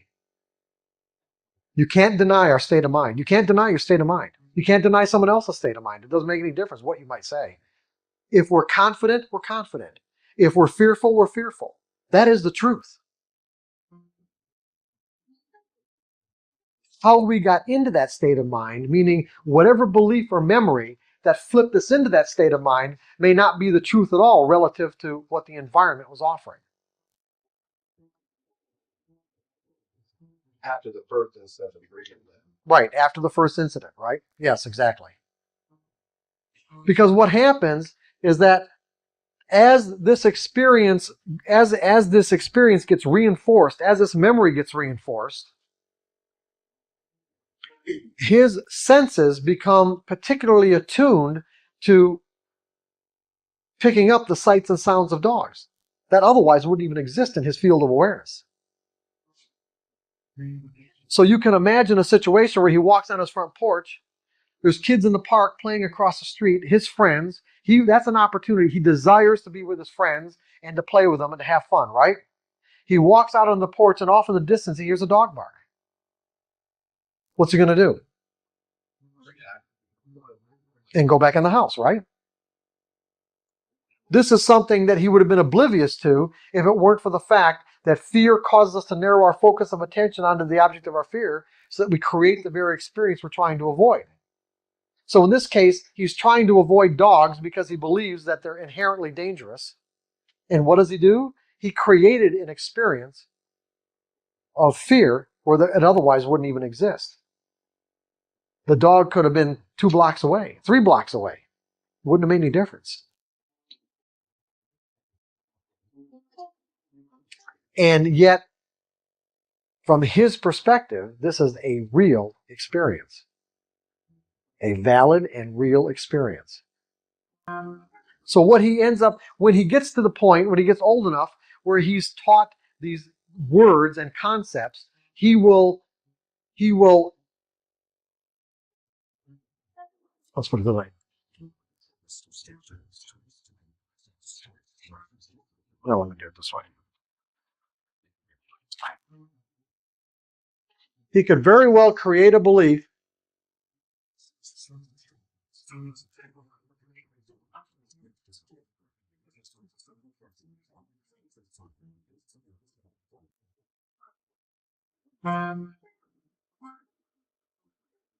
eventually he will learn to associate those memories, those particular memories, with these particular words and create a concept about the nature of the way the world works in relationship to dogs.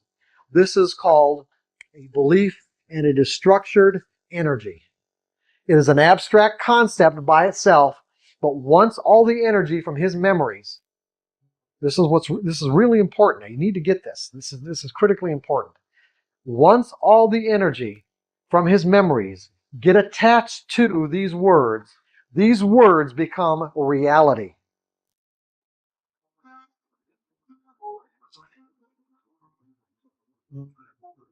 that will cause him to experience the world in a way that's completely consistent with these words.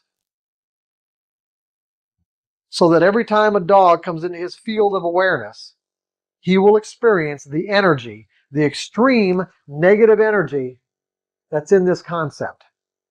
That's the state of mind he will flip into instantaneously. Now, in relationship to the environment or what we know about the nature of dogs and the ways that they can express, all the different ways that they can express themselves, we know that this particular characteristic exists over here on the extreme end. And every other characteristic about the nature of dogs, this child is oblivious to. Remember, friendly, loving, loyal, playful. Remember those characteristics? Does this child have any capacity to perceive these characteristics? No. None, no capacity whatsoever. They do not exist in this child's mind anyway. In the environment they exist, in the child's mind they do not. In fact, it's impossible. Wouldn't even be considered.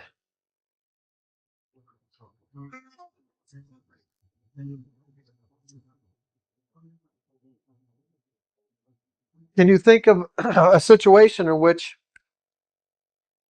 well, let's put it this way. How does a child, does he live his whole life like this? What? It's possible. He may. It's possible, right? It's very possible. What's likely to happen at some point? It gets changed? I don't know about how likely it is. There's something else that can happen that would be more likely. What? It's tempered. Gets tempered? Yes, okay. It's a positive experience. Maybe he has a positive experience. Depends on what you mean by that, because there are degrees of positive experience, because his experience is his ability to experience anything positive will be extremely limited. And why?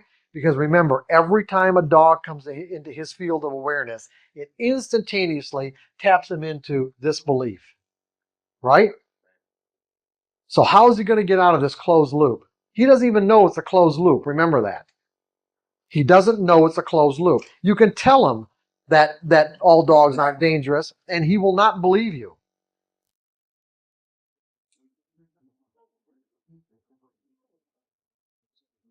And this is another area where parents get really frustrated with their kids when their kids are exhibiting what they consider to be an irrational fear, and they get mad when their kids don't respond to the fact that they tell them, well, you shouldn't be afraid.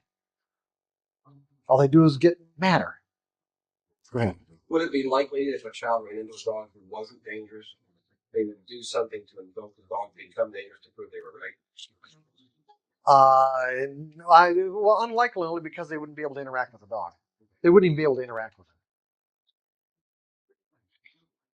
Say about a child in an adult situation, which is Maybe if the adult felt powerful enough. well, not even a dog. You know. You have a certain belief that causes you harm. Oh yeah. And you Oh go to sure. an environment that doesn't. Absolutely. Go back to self-sabotage. Sure. You're right. Exactly. Right. Absolutely. So, can we think of any circumstances in which, first of all, that as John said, the belief might get tempered a bit? Tempered meaning, I only mean by tempered, he might be able to perceive other possibilities. Because we're getting to a real critical concept here that you guys need to have for your trading. Remember, he's going to avoid dogs at all costs. There's no other possibilities that exist for him other than terror. See somebody else with a dog, have a different experience. Yes, okay. He might see somebody else. In other words, let's say he's in a circumstance where he's with his parents, he feels relatively safe and comfortable, and just without any foreknowledge, encounters an experience or encounters a situation, put it that way, where, and I'm going to be specific, where kids his own age are playing with dogs and obviously having a great deal of fun. Maybe he walks around a corner or something.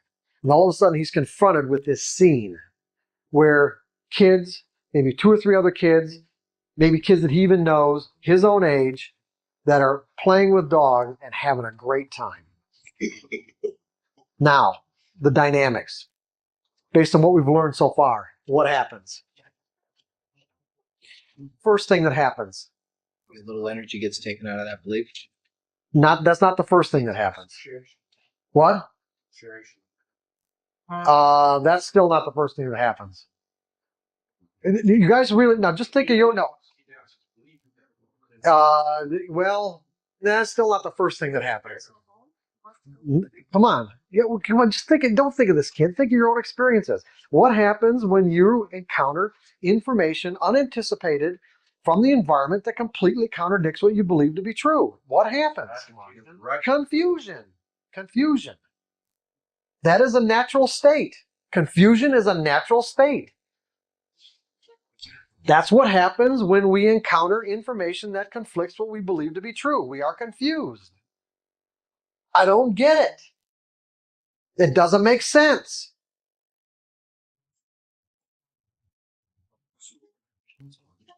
Now, at some point, the confusion will kind of wear away a bit as he contemplates what it is that he experienced.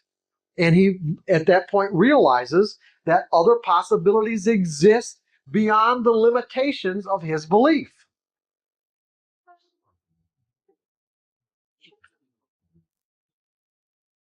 Now, a bunch of things can happen.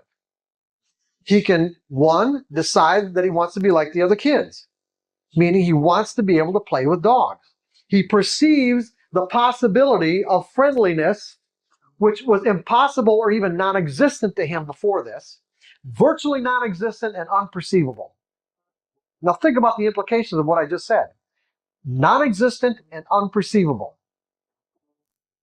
Until he inadvertently encountered this situation with undeniable information. In other words, the kid was very relatively normal, could not deny the fact that these kids were having fun and they were not getting mauled or bitten by these dogs.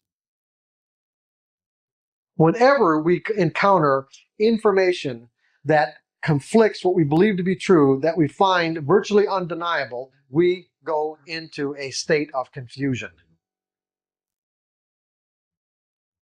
until we can sort it out.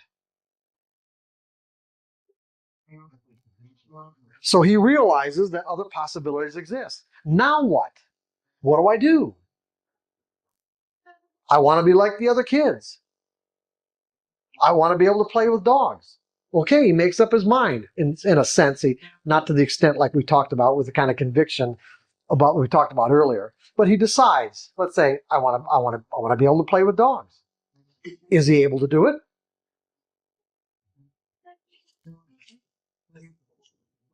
Not in this room. Yeah, right. Now, right away. He's going to have to go through he's going to have to go through a process, a step-by-step incremental process, just the same kind of step-by-step incremental process you're going to have to go through to instill those 5 fundamental truths about the nature of the market that cause you to think in probabilities. Anything can happen. Every moment is unique. I don't need to know what's going to happen next.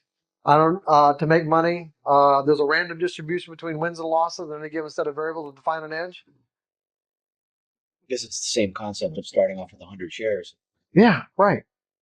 Incremental, step-by-step process. How is this step-by-step process likely to occur? See, here's what's important here. He has a desire.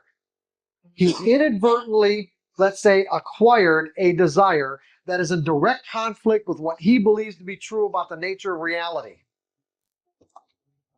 Now, just because he now is able to perceive a possibility that otherwise didn't exist, does that mean that all his fear has been dissipated?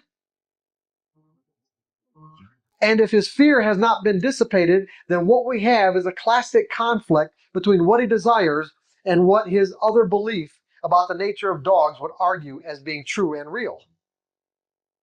Okay? We have a classic conflict between his desire and what his beliefs say is true and real. So he could say, I want to play with dogs, but when he encounters another dog the next time, he might find the closest he could get to one might be 10 or 15 feet. That would be, in a sense, a positive encounter because nothing happened. Right? In other words, what we have are two contradictory beliefs. One that has an enormous amount of energy. All dogs are dangerous. And another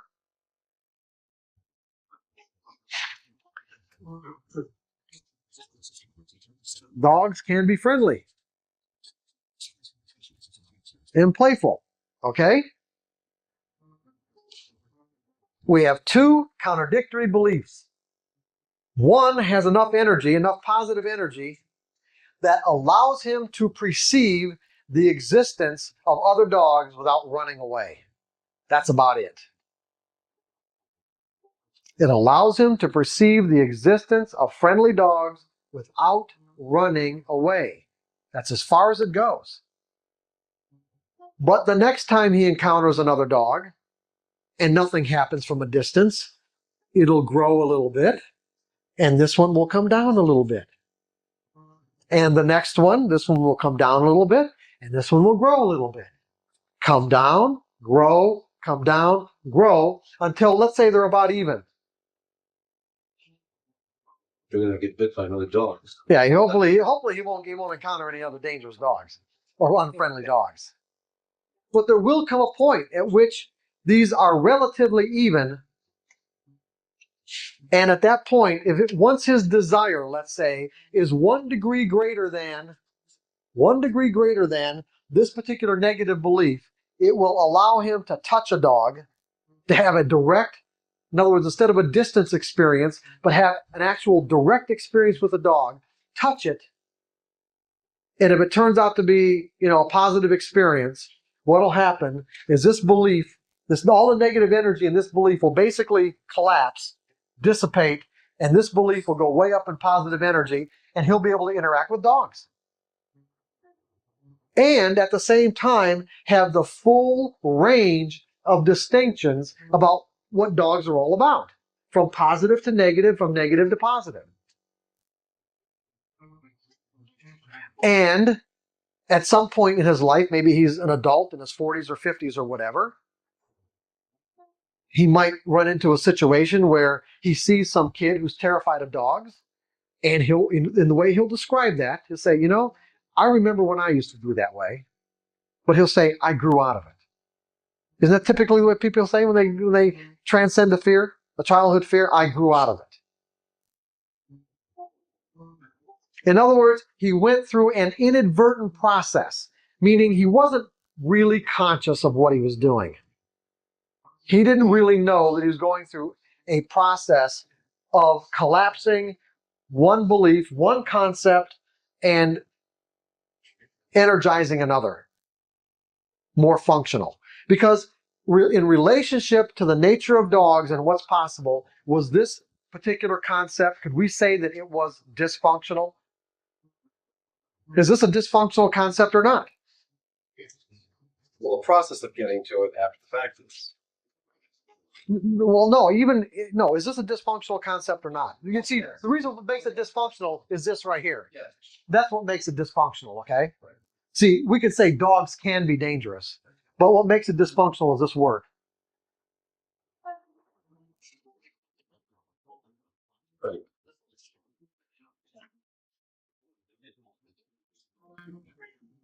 Which brings up another issue. It's like, well, what's the truth? You see, if our beliefs limit what we are aware of and what we can experience in relationship to what exists, then what's the truth? What is it? What's the truth? Some dog. No, I mean more philosophically, what's the truth?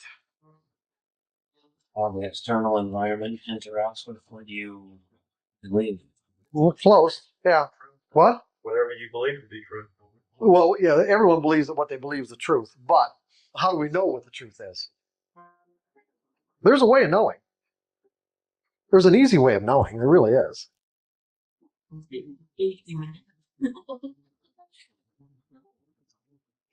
Whatever works. Whatever works. Right? Now think about this. If what I believe causes me to perceive and interpret information in a way that's consistent with what I believe, if what I believe determines what I expect, if what I believe determines what I do, the decisions I make, and how I behave in relationship to my desires, my goals, my needs, my wants, which cause me or literally force me to interact with all these external forces to fulfill my goals, my needs, and my wants and my desires, then the particular set of steps I take to fulfill this is going to be based on what I believe is true in any given set of circumstances or situations, right? So I interact with these forces based on what I believe is true. If I feel satisfied, then whatever I believed must have corresponded with the environmental conditions as they existed. And so whatever I believed must be true because it worked. If it didn't work, or the degree to which it didn't work, then you could say that my beliefs were to some degree dysfunctional in relationship to the environmental conditions and what was available from the environment. I didn't know the appropriate set of steps based on the environmental conditions, or what I wanted wasn't available, or wasn't available to the quantity or degree to which I believed it would be available. Does that make sense? In any case, what I believe will determine what I perceive. If I perceived it to be available and it wasn't, then it's not the environment's fault.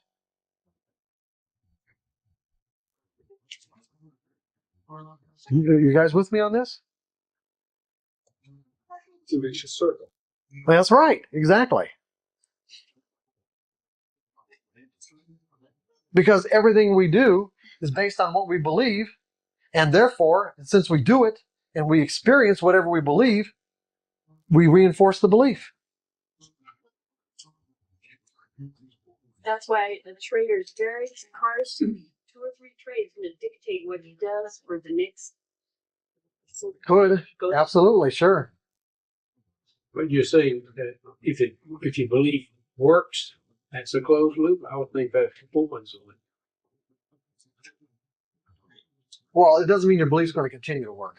See, most beliefs create these closed loops. For an example, I have a belief in the structural integrity of this chair. Okay? And as a result of my belief in the structural integrity of this chair, I will sit down and not have any problem, not even think about it, right? But what's interesting is that because the environment or because the universe is constantly expanding, and because everything that's made of atoms and molecules is in motion, my beliefs can remain static in relationship, or will remain static unless I do something to change that energy or change the concepts. My beliefs remain static in relationship to a constantly changing environment, meaning that this chair is deteriorating over time. It doesn't seem like it now. I cannot perceive it being actually deteriorating. But if we could come back, this chair would stay here for the next 1,000 years or 2,000 years, especially if it was made out of wood. We would come back and it still might be standing just the way it is. But if I were to go sit on it based on my belief in its structural integrity, I would sit and fall to the floor, would I not? And you're saying it's only then when you open up that closed loop before You it. see, the belief worked. The belief works now. It won't work over time.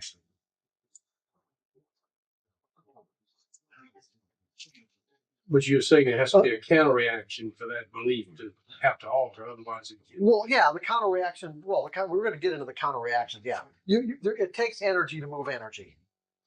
Now, that energy can come from different sources. It can come as, like I say in the discipline trade, a forced awareness, meaning that I sat down in the chair, it collapsed. The environment forced me to become aware of the fact that my belief was dysfunctional. or we can do it as a result of a conscious choice. We can make an assessment. I mean, you wouldn't be here in this moment right now if you may not have thought of it this way, but you wouldn't be here at this seminar if your beliefs about the nature of trading were working. Would you?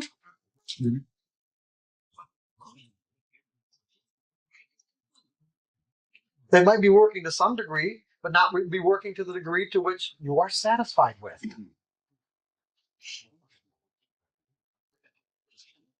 Well, like I said, you just wouldn't be sitting here.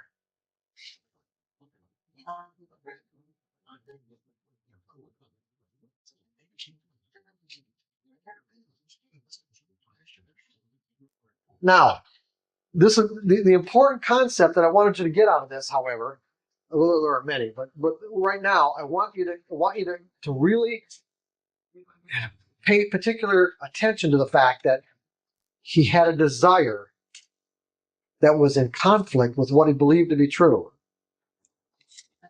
What won out in terms of his ability to express himself? At least in the initial stages, until the energy started balancing out. What wins out? The belief. The belief. Whatever has the most energy. Put it that way. Whatever has the most energy is what wins.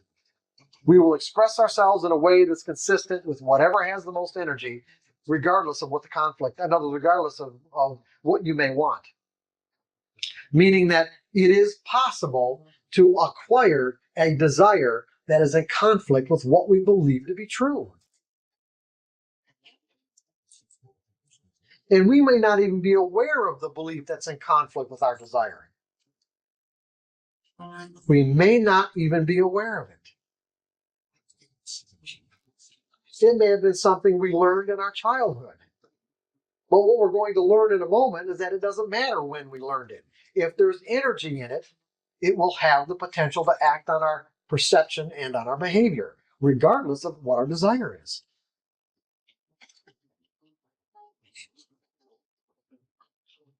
And I just want to make sure I got that. Okay. What you're saying is, if my desire is strong enough,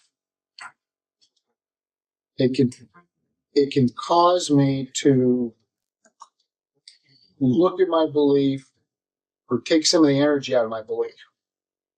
Yeah, desire is the key. Yeah. The intensity of your desire. Your desire is strong enough. Remember I said if you make up your mind with conviction, you can move energy?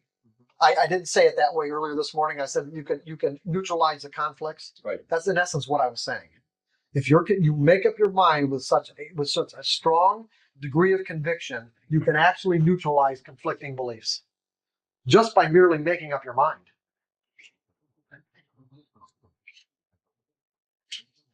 In some cases, that'll happen. It really will. There are things that you will look at in relationship to your sense of dissatisfaction and say, you know what, I get it now, and this is it. This is not who I am anymore. This is not who I am.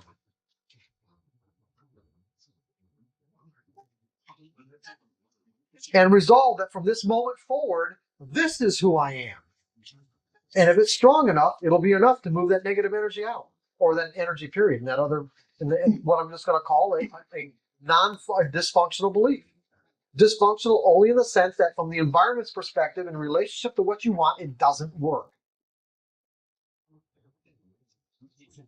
What we're going to be learning later on this afternoon is that you don't have to attach so much importance to what you learn to believe. Meaning that people have this sense that their beliefs are their identity, and you don't have to look at your beliefs as being so much a part of your identity, but simply something that might be useful in the moment. So, for example, this particular sweater was useful, I put it on. When it's no longer useful, I take it off. When it really becomes dysfunctional, I throw it away.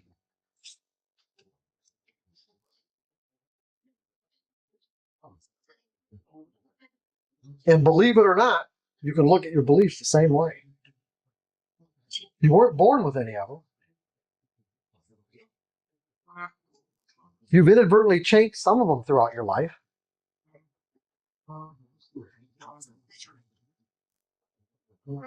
All you're doing now is altering some of them based on your desire to fulfill certain desires and goals. That's all you're doing.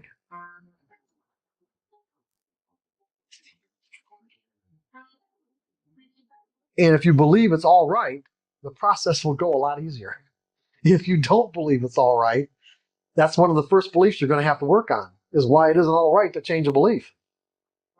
Because there are people who really arguably believe, that it's not all right to change a belief. It's not all right.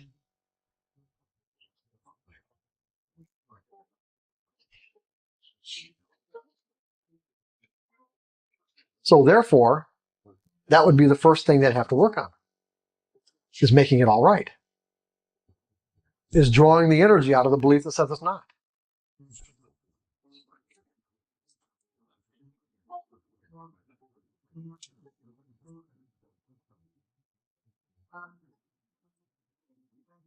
And if this makes any sense, which it should, is that the stronger you believe that it is all right to just alter your beliefs when it suits your purposes, the faster it goes and the easier the process is.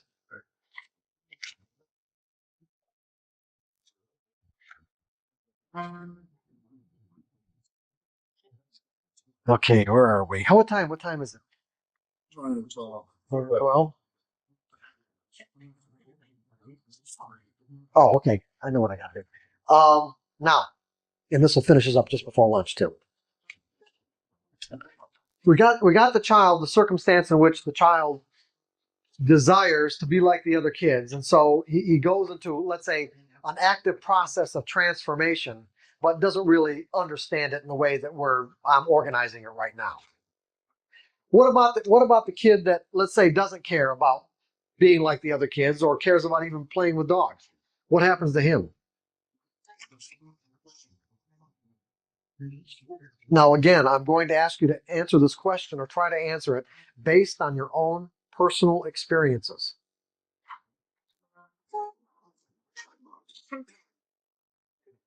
Try to put it within the context of your own personal experiences.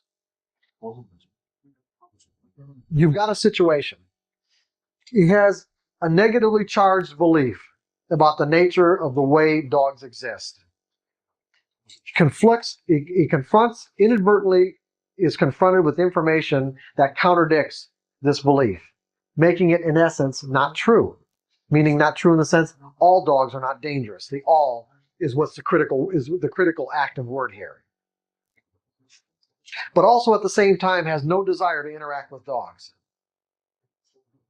Now, his experience allows him to now perceive the possibility of interacting with dogs on a friendly basis, but he has no desire to do so. So what we have in this person's mental environment is an active contradiction that will probably remain that way for his whole life. He will be able to perceive the possibility of interacting with dogs, but the way he'll rationalize his inability to do so, and I say his inability because what will determine his ability to interact with dogs? What has the most energy? That's right. What has the most energy? So he will rationalize his